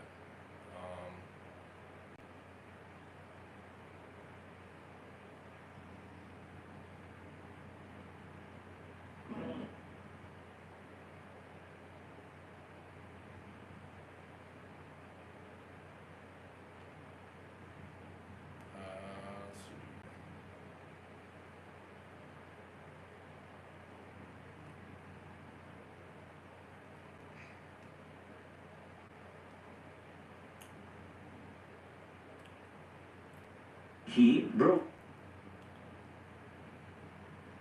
Our correspondent David Levins joins us now from Washington. David, completely extraordinary these, almost as if the president was scolding a naughty child, saying you can come back down from your room when you learn to behave. Jonathan, a moment without precedent in living memory in the United States, where a meeting of two heads of states comes to an end in such a disastrous fashion. And in the last few minutes, we're also hearing from Fox News in the United States that a White House official has told them, and I quote, Trump kicked out Zelensky. He did not walk off on his own. The rare minerals deal was not signed. The White House says the Ukrainians were, and again I quote, begging to reset, but Rubio and Waltz, that's Secretary of State Marco Rubio, and National Security Advisor Mike Waltz, informed them Zelensky needs to leave the White House grounds and return when he's ready for peace. The president and US officials felt disrespected by Zelensky's rhetoric and demeanour, and they cited that he was shrugging and rolling his eyes. throughout the conversation. At the end of that extraordinary back and forth in the Oval Office, President Trump told reporters that this would make great television. Well, it did that, but it certainly has not made great diplomacy. It has set back efforts to bring about peace in Ukraine by some distance. What was played out for the world to see was just remarkable. It really began when President Trump suggested that he was not aligned with Russia or Ukraine, but was somewhere in the middle. If that statement from a President of the United States doesn't tell you that the geopolitical plates have shifted, nothing ever will. And then, of course, President Zelensky wanted to know what diplomacy meant, because he says Vladimir Putin doesn't honour ceasefires. That's what prompted the Vice President J.D. Vance to intervene and accuse him of being disrespectful. And it ultimately came to the point where President Trump then said that he was gambling with World War III. Don't tell us what we're going to feel in future. You're in no position to do that. Make a deal or get out. Well, they didn't make the deal, and he has got out. And right now, I think it is a defining moment for Ukraine, for Europe, for America, and arguably for the world. To the White House, Jackie Heinrich has some new information for us. Jackie. Yeah, I just went up to the press area to get an understanding of what we're watching. This is what I was told. The president has kicked Zelensky out of the White House. His delegation right now is telling him that he's got to go home. The president felt disrespected. Officials in the room felt that beyond the language barrier, we've heard some discussion about Zelensky's body language, shrugging and eye-rolling was ungrateful, disrespectful, and the president feels that Zelensky is not ready for peace, and he can come back when he's ready to talk about peace, but he's not in that position right now, and Zelensky is being told he's got to go. The lunch that they were supposed to have is sitting right outside the hallway, and the press staffers are going to be eating that lunch. This is really pretty incredible. We see the SUV, Zelensky's If you look SUV. to your left, you're going to see him. Let's watch. President Zelensky, can you tell us what happened?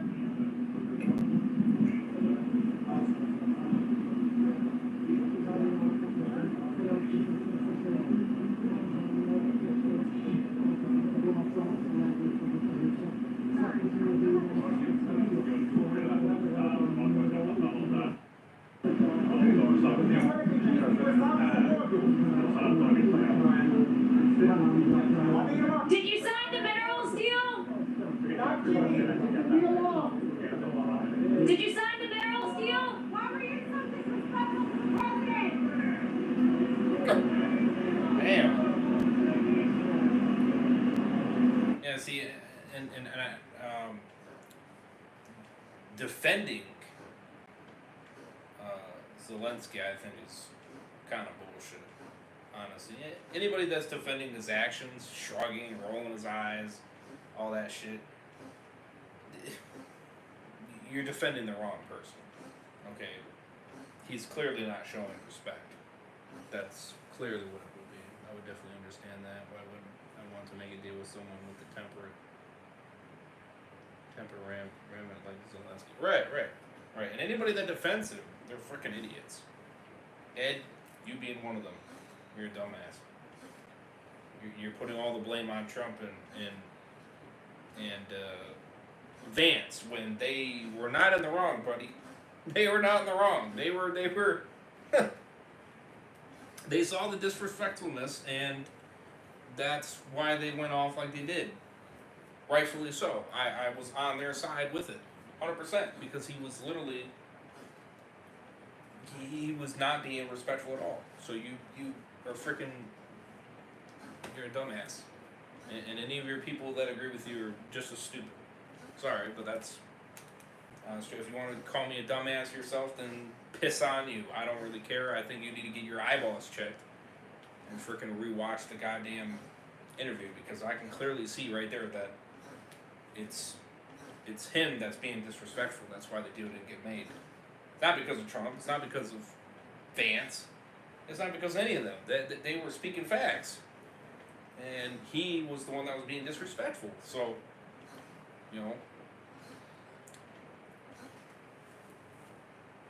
It caused a war and we returned for peace. I'll say it was a fool for being disrespectful. Yeah.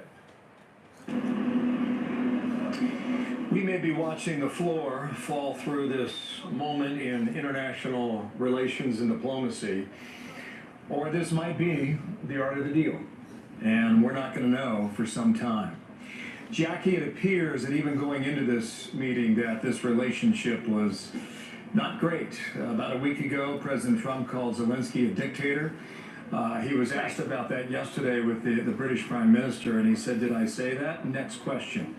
As if he wanted to brush that off and make sure that things today went smoother. Well, Zelensky, we're told, was begging to stay and work this out. The Ukrainians were begging the president and the White House to continue talking. The president's having none of it. He felt that Zelensky's just not ready for peace, and this deal was not signed. There is no signing. There will be no joint press conference. The next time we're going to see the president is at departure. There he goes right behind me. Zelensky on his way out of the White House gate. No deal signed, no joint press conference, tensions at an all-time high between these two leaders. Really, the prospect of peace talks, what this means for the war that has raged on for 3 years, you cannot overstate what a moment in time we've just witnessed. And while the president left the invitation open to come back when you're ready to talk seriously about what it takes to achieve peace, Zelensky feels very dug in. He was dismissive of the U.S. overtures that you've got to accept a ceasefire first, and you've got to deal with the other side. The divide between the two could not be wider, and so we expect to see the president at departure, Marine One departure later on this afternoon when he heads to Mar-a-Lago for the weekend. But that is the only other time we're going to hear directly from him, and I guess we'll hear from Zelensky on special report tonight. But that is going to be must-watch TV after what we've witnessed here today.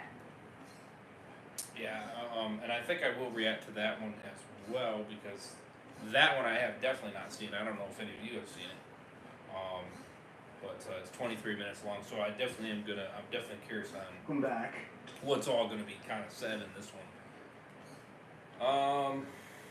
Let me see here. I think there was one sec. There was another video which I did watch myself, but I'll rewatch it again just to let's see here. So that was very interesting. Okay, so he did get because I was curious like if they were actually going to show that, but I understand why if they didn't get footage of it. I can understand that. I can fully understand that.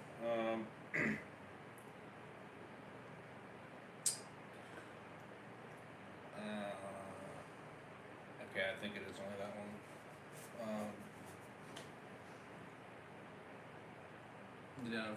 Let's see here. Hold on. In the name of our Lord and Savior Jesus Christ, peace will come, but not right now. God has plans for us all. Even if Zelensky was kicked out of the White House, everything was going well for Zelensky, but then he decided to be disrespectful to the President of the United States, who was more than prepared to help him end the war in Ukraine. Yeah, 100%. So here's that Trump talks to media over.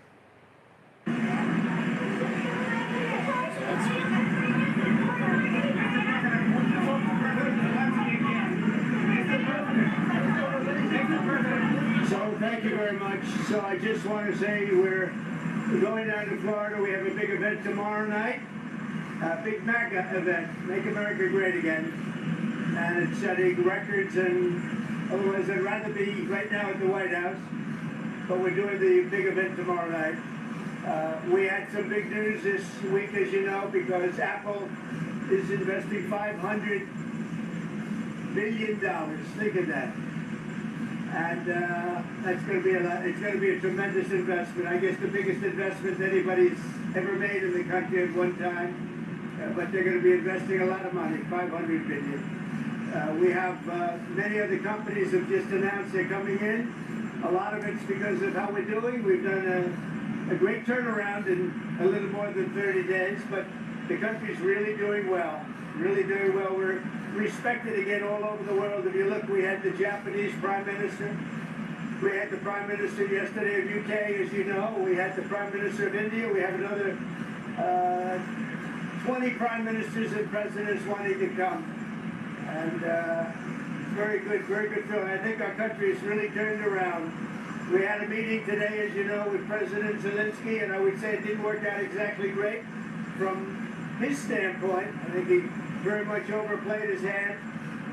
We're looking for peace. We're not looking for somebody that's going to sign up a strong power and then not make peace because they feel emboldened, and that's what I saw happening. I'm looking for peace. We're not looking to go into a 10-year war and play games. We want peace. And it was just my impression that if we do that, if we sign up, he's looking for something that I'm not looking for. He's looking to go on and fight. We're looking to end the death. 2,000 people died this week. Soldiers, more than that, but 2,000 approximately people died this week. Young Ukrainians and Russians. And somebody would say, why do you care about Ukraine and Russian soldiers? I care about them. I care about everybody.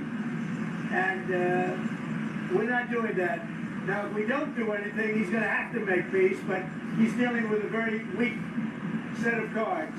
If we sign, he's dealing with a very strong set of cards, and then he doesn't want to make peace. So that's where we are. It's very simple. I'm not looking to get into anything protracted. I want immediate peace. President Putin is going to want to make, and he wants to end it. And you saw what I saw today. This is a man that wants to get us signed up and keep fighting, and we're not doing that. Not for this country. So we're setting a lot of records. Economically, we're setting records, and I think every way we're setting records. One of the best is the right track, wrong track. You saw that.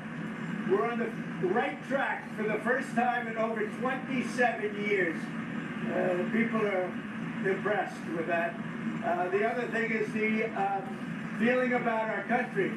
The feeling is great. It's up 48% on feeling on business. And that's the record we've never had. There's never been a record where we've ever gone up that much in such a short period of time. So we're doing really well.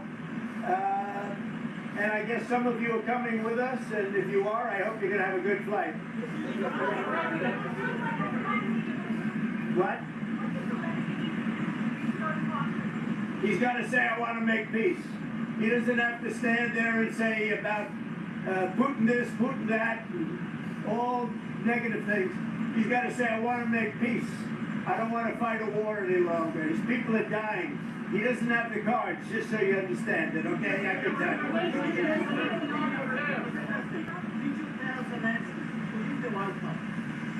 I don't have to tell you that. Go ahead. I think you know the answer to that.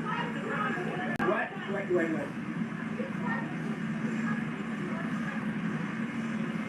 Look, I don't trust or distrust anybody. I just want to get a deal done. And if the deal happens, good. But you can't embolden somebody that does not have the cards, and all of a sudden that person says, oh, well, now I can keep fighting. We're not going to keep fighting. You're going to get the war done, or let them go and see what happens. Let them fight it out. I want anybody that's going to make peace. If he's capable of making peace, which he may or may not be, but I want somebody that's going to make peace. Again, he doesn't have the cards. When we sign up, he's got all of the cards. That doesn't mean he can fight. He's got to stop the fighting, stop the death. He's losing hundreds of thousands of soldiers.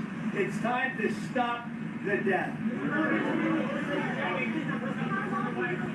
Say it.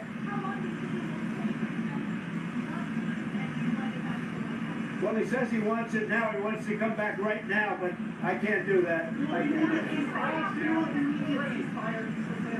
They should have an immediate ceasefire. That was the other thing. He didn't want to do about ceasefire. A ceasefire could take place immediately. A contract, if you want to end the war, you sign up an agreement. That's going to take a period of time. It takes time. I want it to end immediately. And I think if you had a ceasefire, it would be a ceasefire, a real one, that would end it. But he doesn't want to do that, that's fine. Do it better, Jim. I want it to end immediately. I want a ceasefire now. He says, oh, I don't want a ceasefire. Well, all of a sudden he's a big shot because he has the U.S. on his side. Either we're going to end it or let him fight it out. And if he fights it out, it's not going to be pretty. Because without us, he doesn't win. Let me tell you.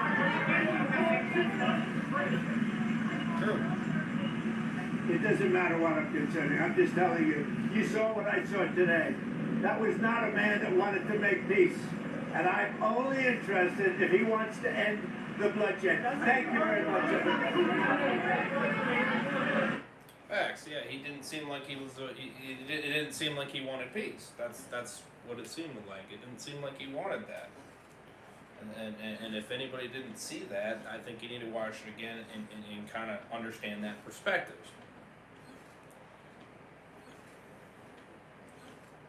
I think he wants to win the war. I don't think he really cares as much per se on peace or not. And ultimately, I think that's not the right thinking you should have.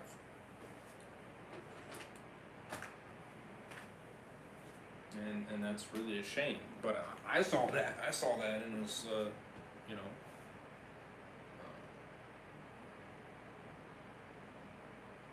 At this point, Zelensky doesn't deserve any help from Trump, especially after the fact he was being disrespectful.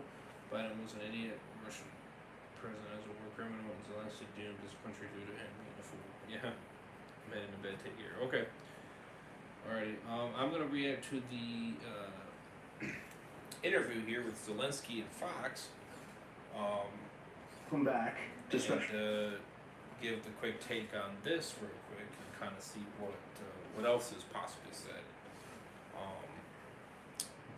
But ultimately, I don't think he's in the right in this one. I think I'm on Trump and Vance's side, and that has nothing to do about biasness by any means.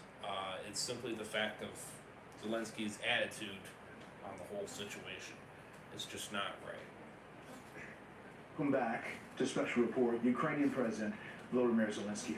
Mr. President, thank you for the time today, especially on this day, to continue to do this interview. President Trump said after your meeting that you disrespected him and the Vice President and all of America in the Oval Office. Do you think you did, and do you think you owe an apology to President Trump? Thank you so much. First of all, thank you for your invitation, for this dialogue, and good evening to all your country, to all Americans. I'm very thankful to Americans for all your support. You did a lot. I'm thankful to President Trump and to Congress bipartisan support. And I was always very thankful from all our people. You helped us a lot from the very beginning during 3 years of full-scale innovation. You helped us to survive. Anyway, we are strategic partners. And even in such tough dialogue, and I think we have to be very honest and we have to be very direct to understand each other, because it's really, for us, very necessary to President Trump, and I'm with all respect that he wants to finish this war, but nobody wants to finish more than we, because we in Ukraine, we are in this war, we are in this battle, and battle for freedom, for our lives. So I'm just telling that I think that we have to be on the same side, and I hope that the President on our side together with us, and that is very important to stop Putin. And I heard from President Trump a lot of times that he will stop the war, and I hope he will, and we need to pressure him with Europe, with all the partners. And I think this dialogue have to be a little bit earlier to understand where we are. Like, you know, I don't remember exactly, but like President Reagan said, that peace is not just an absence of war. Yes, we're speaking about just and lasting peace, about freedom, about justice, about human rights. And that's why I said that I think so, that ceasefire, and you know Putin, he broken 25 times ceasefire during all these years, 10 years. So I'm not hearing from you, Mr. President, a thought that you owe the President an apology. No, I respect President and I respect American people. And if, I don't know, if, I think that we have to be very open and very honest. And I'm not sure that we did something bad. I think maybe sometimes some things we have to discuss out of media, with all respect to democracy and to a free media. But there are things that where we have to understand the position of Ukraine and Ukrainians. And I think that is the most important thing. Yes, we are partners. You know, we are very close partners. We have to be fair. We have to be very free. I'm told that you were told multiple times from lawmakers on Capitol Hill and the White House to make today about the minerals deal and the economic deal, and then get it signed and let negotiations play out over security guarantees step by step. Is that true? I said that we have to sign this document and we are ready for this. And this will be the first step to security guarantees, but it's not enough. I think so. Maybe I don't know something. I don't know some details, and that's why I wanted to share it with the president, my thoughts, and to hear him again, because he has a plan how to stop Putin. And maybe, as I said, maybe it's out of big conversations, but we have to share it. You know, this is so sensitive.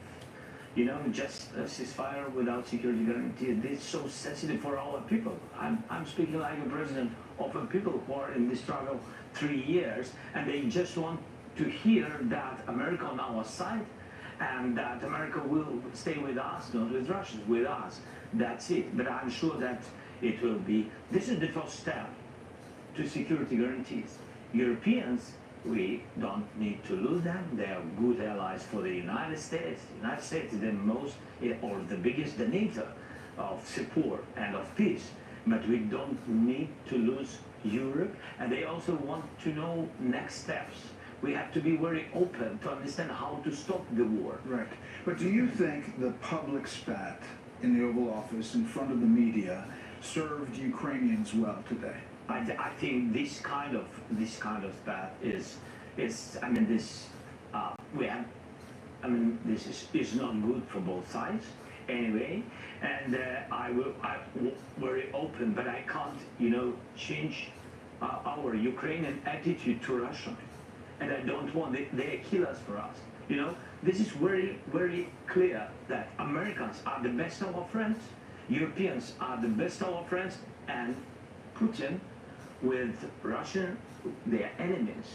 And it doesn't mean that we don't want peace. We just want to recognize the reality, the real situation. President Trump is convinced that you will never sign a deal with Vladimir Putin. Is he right? No, I think so. But I think Ukraine wants peace, and we will have anyway diplomacy. We will have negotiations. I only said that I think so. It's about just and lasting peace. It means that we have to be very strong at the table of negotiations. And at these negotiations, Ukraine and Russia, like sides of this war, have to be, and the United States and Europe. That's what I said. So we are ready for peace, but we have to be in strong position. What does it mean? Just to know that our army is strong, that our partners with us, and that we have security guarantees. Am I not right? Leaving the White House today, President Trump said this. He's looking to go on and fight. He wants to come back right now, but I can't do that. What do you make of that? Do you want to continue fighting? Do you want peace? And if he had the opportunity to go back to the White House right now, would you do it? No. First of all, we want peace. That's why I'm in the United States. That's why I visited President Trump. And thanks for the invitation again. The deal on minerals is the first step to security guarantees. It's meant for the peace, closer to peace. That's why I'm here. And we have tough situation. To understand it is to be in Ukraine. You saw it, Brad. You was once. Thank you again. So I think that's very important to understand what's going on. But I respect my soldiers and our people, our civilians who work and support our warriors. I can't say just stop. Nobody will stop, because everybody afraid that Putin will come back tomorrow. We want just and lasting peace. It's true, we want security guarantees. We raise this topic about NATO the quickest way, but not all the countries are on this side. I said, okay, if not NATO, nobody is pushing. If not NATO, let's build NATO in Ukraine. That's my position. Europeans are ready to have contingents on our territory, boots on the ground. United States thinks maybe to help, maybe you say backstop, have to be just to guarantee that they are with the Europeans. Look at Europe, it's strong, it became stronger, but they also want to have allies like the United States. That's what I said. I just want to understand what the peace. It's not my question, Brad. This is the question from all our people. You mentioned when I traveled to the front lines with you last year to see the situation, to mark the anniversary of the war, and this is what you told me back then. Will Ukrainians survive without Congress support? Of course, but not all of us. It will be a tragedy for all of us, not only for Ukraine, not only for Ukrainians, for all Europe. So the question today is, can Ukraine win this war or hold off Russia without continued U.S. support? It will be difficult for us. That's why I'm here. That's why we speak about the future negotiations. It will be difficult without your support, but we can't lose our values, our people. We can't lose our freedom. So a lot of people, Russians came to our territory, you know it, Russians came to our houses, and everybody saw it, video, images, a lot of things. They killed so many people. Just to forget it, just to say that Putin is a great guy? No, without us. We don't want it. That's why we speak about, you know, everybody remember how it was the first days of the war, how they came. Nobody wants in Ukraine, yes, of course, nobody will forget it, but nobody wants to have, again, new wave of occupation. That's why when we say, no NATO, what security guarantees can we have? I'm not pushing, we are not pressuring, we're just asking, we're just sharing very clear messages to our friends, to Americans. Right.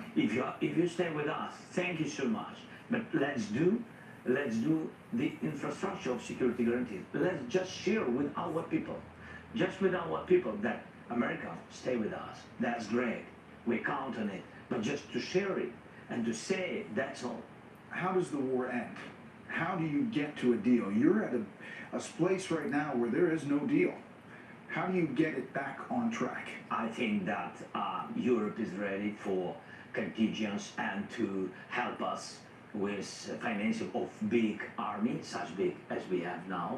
This is our army is a part of security guarantees. Now we want to just to find the place for our biggest strategic partner, for the United States, or United States will propose where and how the United States will give us security guarantees, what kind of and what part of volume of security guarantees.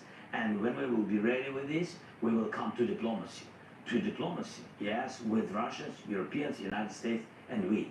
Four of us, I think this is real way, because with weapon, it's too long, it's not enough. We don't have enough weapon to push them out, and we don't see now, for now, we don't see really big volume of new support from the United States, but with all respect again. So for today, we'll be ready with security guarantee.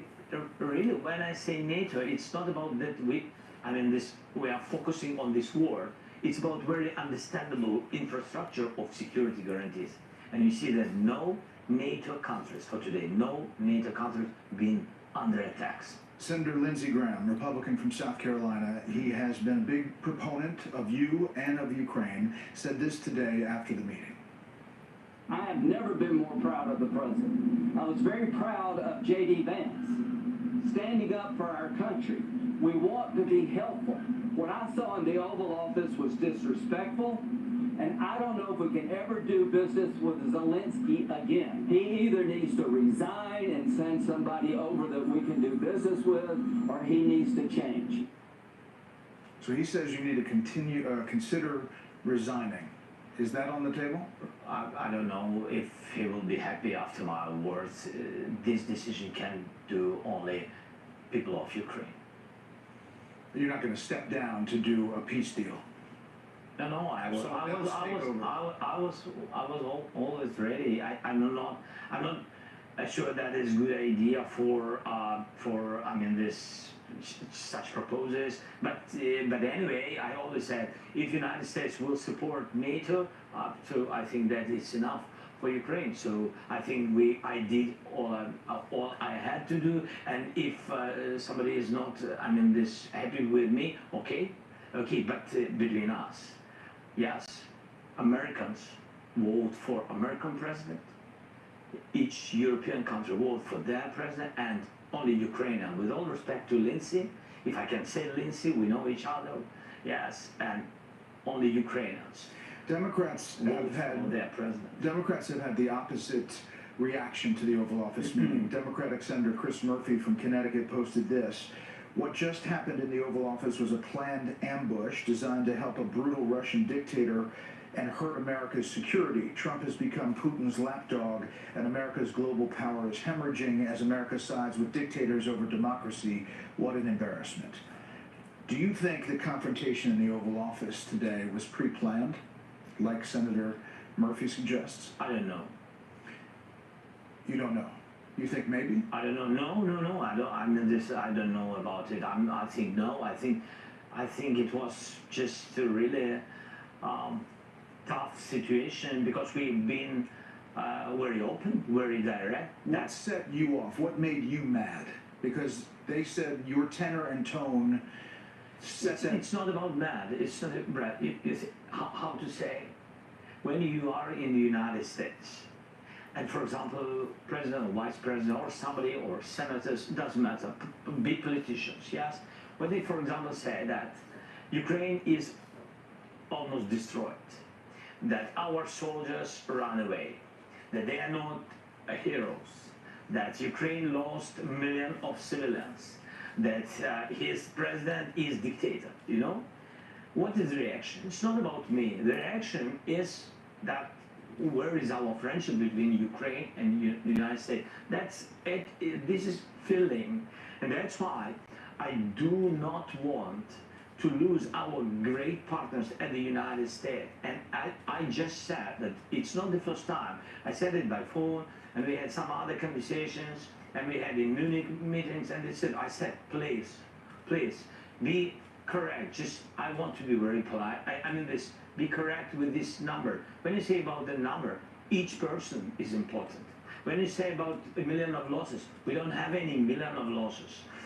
When you speak about the territories, maybe some territories and etc., it's not just territories, it's houses. It's people's lives, you know?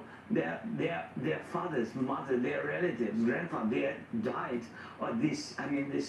during this war. Nobody wants to forgive Putin. It's not funny, you know, or fairy tale. This is real life. That's what I say. And when you said it, a lot of time to my big friends who've been here today in our dialogue, and then they again begin to repeat the same things, I think it's not.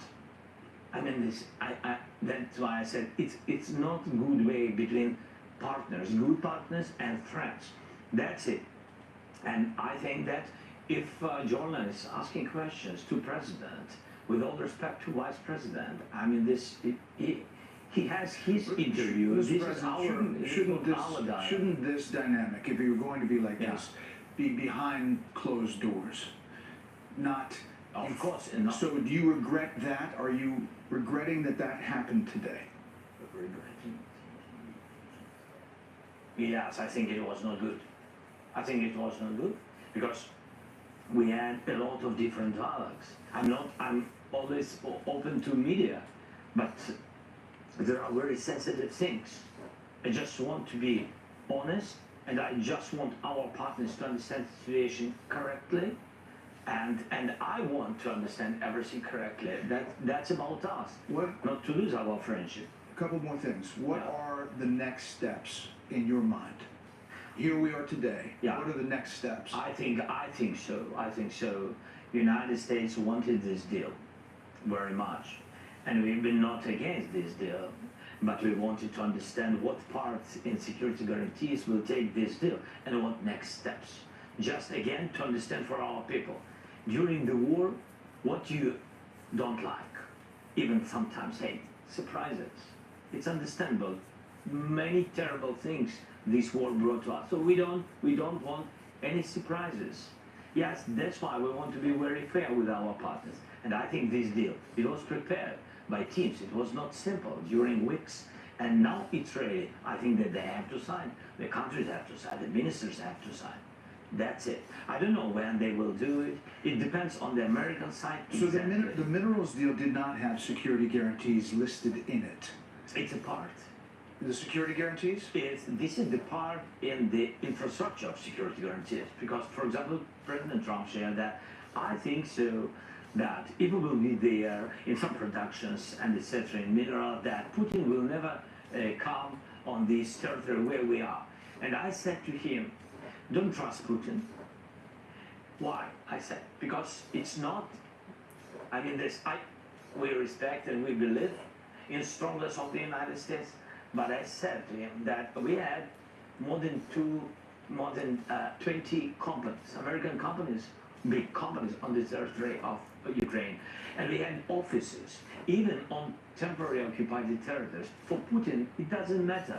It's American, European company, or Ukraine, it doesn't matter. He just came and occupied it. That's what I said. I think this is a great idea, how to strengthen Ukraine and how to make business between two countries, how to make additional jobs for two countries. But it's not just these will not save us. I read what the Democratic senator said, that Trump has become Putin's lapdog.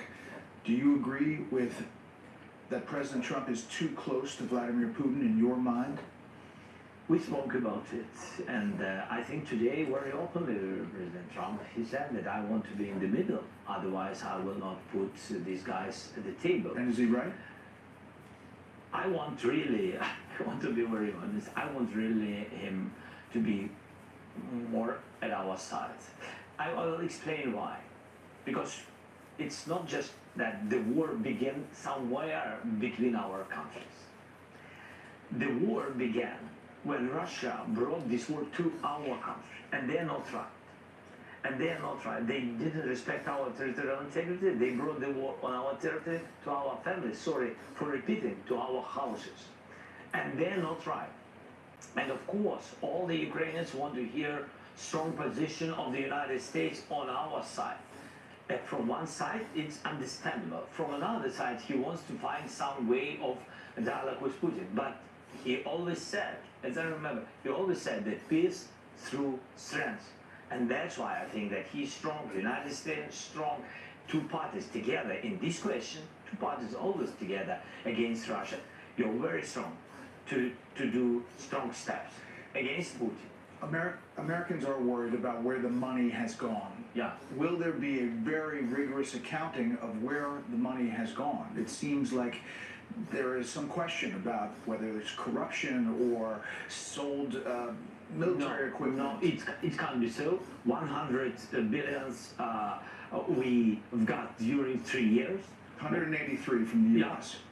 Now, on the paper, in the documents, yes, but we have, in fact, because 67 came like a weapon, it came through the border, it's checked and it's fixed by everybody, and we shared it not once with the American side, and 41.5 it was direct financial support to the Belgian. Again, it's very open, it's digitalized, it's open, free, and please, if somebody wants to check it again, we are very, very open with this. Last thing, Mr. President. Yeah.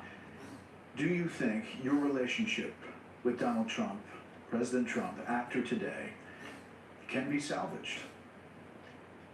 Can be? Huh? Yes, of course, because it's relations more than two presidents. It's the historical relations, strong relations between our people. And that's why I always began with to thank your people from our people. And this is the most important. And of course, thankful to President and of course to Congress, but first of all to your people. Your people help to save our people. People, the first. Human rights, the first. This is very, very important. And we are thankful and sorry for this. I mean, we wanted very much to have all these strong relations, and I'm very calm that we will have it. Mr. President, we're honored that you kept this interview. Thank you very much for the time. Thank you. Thank you so much. Okay. Well, that definitely gave me a different,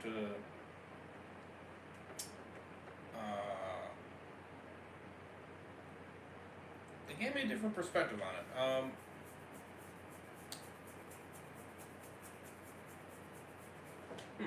Yeah, they gave me a different perspective on it. So,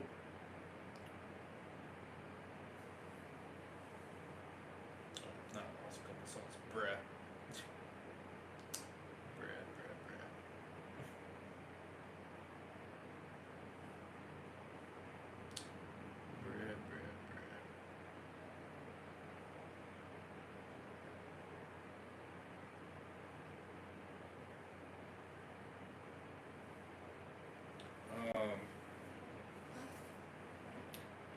So, I don't think all hope is lost.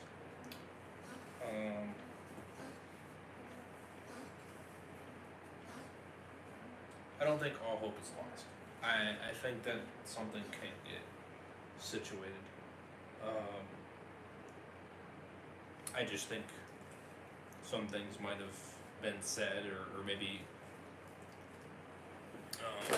or you know, clearly some things have been said and kind of happened per se that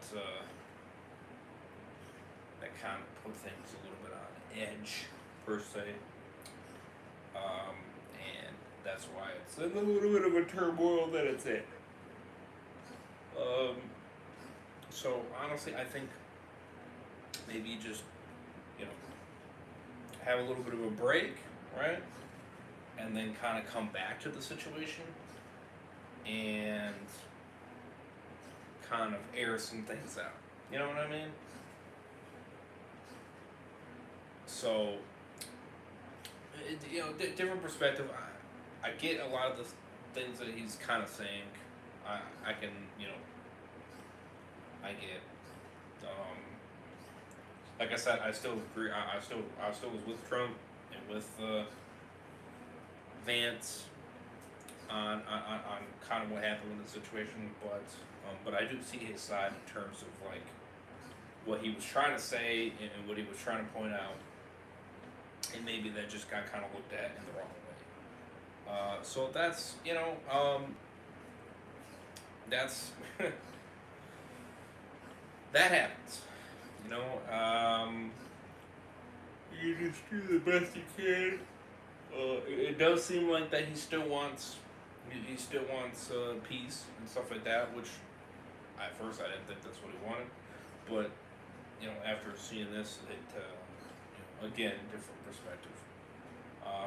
You know, again, curious on your guys' take. Comment section below. Let me know, please do. Let me know your guys' thoughts and all that good stuff in the chat or in the comments. That'd be awesome. Yeah, I mean, you know, I feel like we had a pretty good conversation with this one. We get about 5 to 7 likes. I might react to the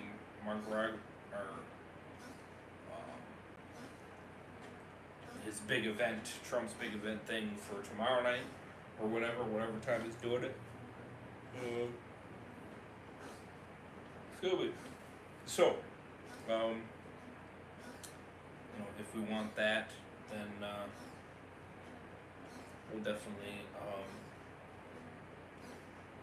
do that. So yeah.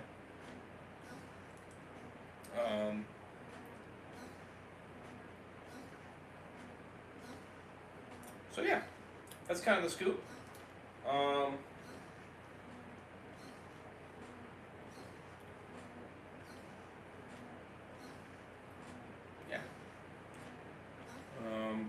I think I am going to end it with this one though. I know I've been going on for 2 hours now with this bad boy. But yeah, definitely do let me know what you guys thought. Please do feel free to be open. We can, have a conversation with it. You know what I mean? If you got different opinions or stuff like that, please leave them in the chat. I'm all open. You know what I mean? I will respect your opinions 100%. If you think Zelensky was in the right or whatever like that, excuse me, Zelensky, feel free. Share your thoughts. I'm not gonna, I'm gonna be respectful. I'm not gonna sit there and attack you. If you think differently, you think differently. That's perfectly fine. Let's just have a nice civil discussion is what I would like to have. So feel free to be open. Share your thoughts. That'd be awesome. So, but yeah, smash a like, 5 to 7 likes, if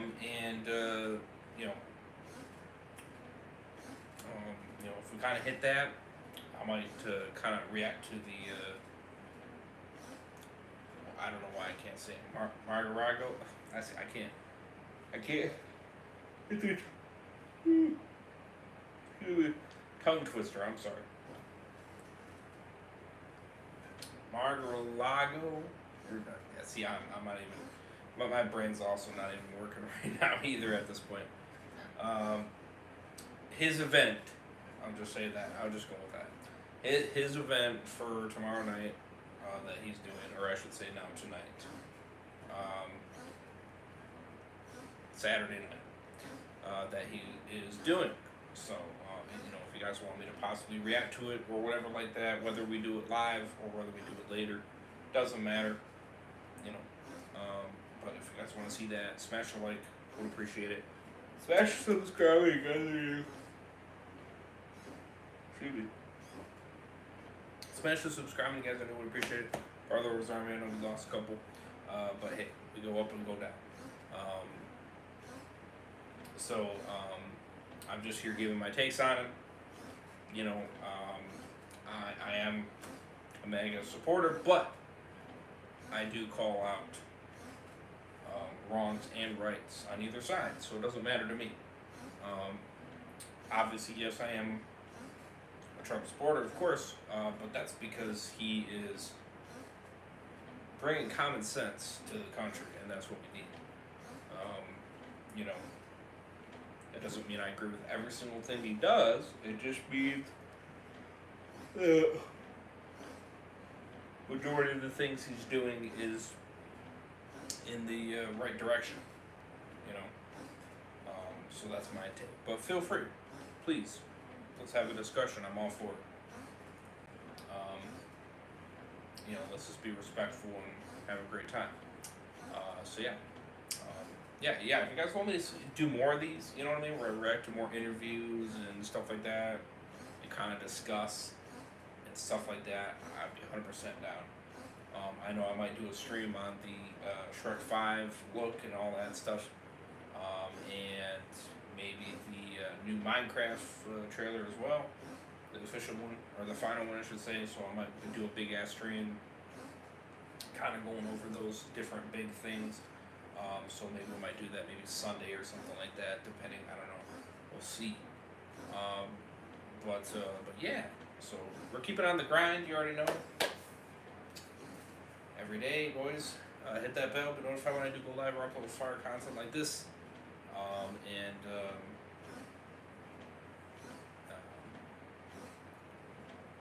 might make a playlist of all the reaction streams I did for the Trump streams that I did, or interviews and stuff like that. So if you guys want me to, do these, I will definitely do more of them. You know what I mean? I definitely have an entertainment or enjoyment of kind of keeping up with the news in this particular way of what's going on with the country and what Mr. T is doing to fix it or maybe make a deal or whatever. And I'm always down for keeping up with it, of course. So definitely hit that like button. I would appreciate it. I respect you even if you're not a Republican or whatever. It doesn't matter to me I just hope you found my channel entertaining, and if you're entertained, then you subscribe for that reason, not based on political parties, you know what I mean? I would hope that's not the reason, you know, because I'm mainly doing it for entertainment. Obviously, I'm going to be open and express who I support because, you know, that's the country, right? So, you know, you all have the right to do that. I mean, I'm subscribed to people that are not for the right either, and they make entertaining content nonetheless, and I'm subscribed to them for that reason in particular. So, you know, so that's really all I ask. You know, I'm not going to force you. I mean, I'm going to state facts and give the information I know, and hopefully you may decide with that with what you will. If you think that that it is the right idea, 100% to do what I'm doing as well, or maybe you have a different idea. I mean, if you do, all power to you. You know what I mean? So, you know, kind of figuring to state that. But anyways, I'm gonna get some sleep. I got more fur content later today, so definitely do stay tuned. We got the Walking Dead marathon stream coming up, so stay tuned for that and all that good stuff. So, smash the links, smash the subscribe button. We appreciate it very much. Like I said, we got more fire content on the way. Lots of big streams coming up. Might be squeezing some other reactions to shows. I know I'm doing another Family Guy reaction, another King of the Hill reaction, and another SpongeBob reaction. We crushed those milestones. So that's awesome.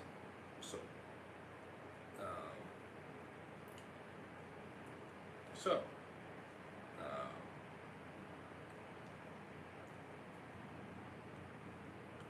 great to see, great to see.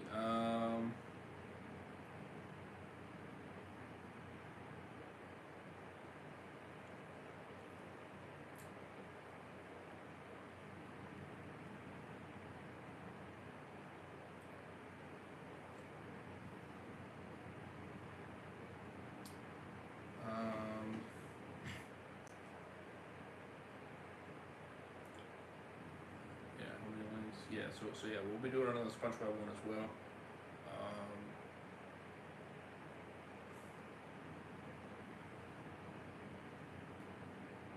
So hopefully this next set of episodes for King of the Hill and Family Guy, hopefully we don't have that issue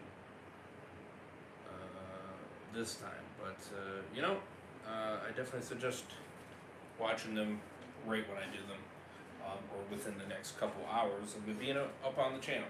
So that way then you don't miss it. But anyways, I'm gonna head to sleep and get some sleep and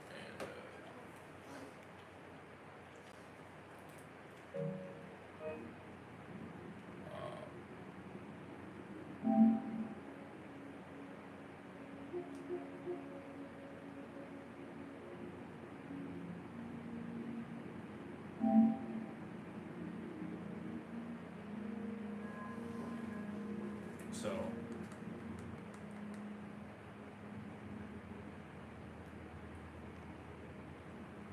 yeah.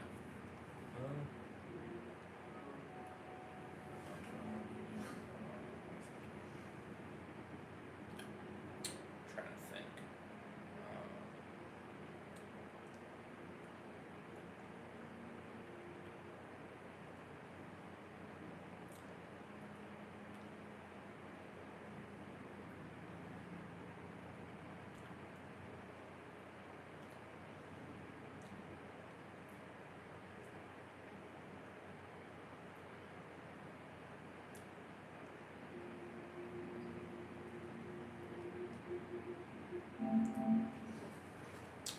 So,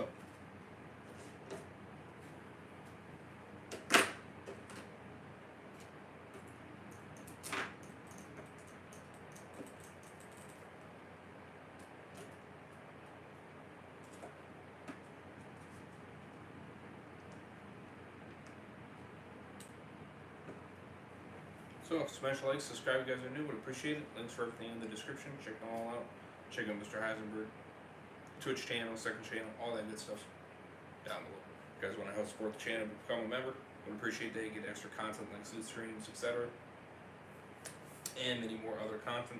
Of course, all that's kind of up in the air at the moment because of busyness and everything else, and putting it together, etc. But lots of more fire content on the way with becoming a member, and you help support the channel. Goes a long way. Makes more content like this become more possible. So.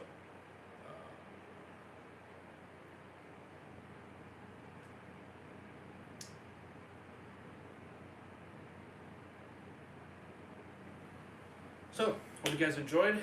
Feel free to leave your thoughts down below, and I'll see you guys in the next one. Over is sign out. Peace. Have a good one, guys. Much love. Stay safe.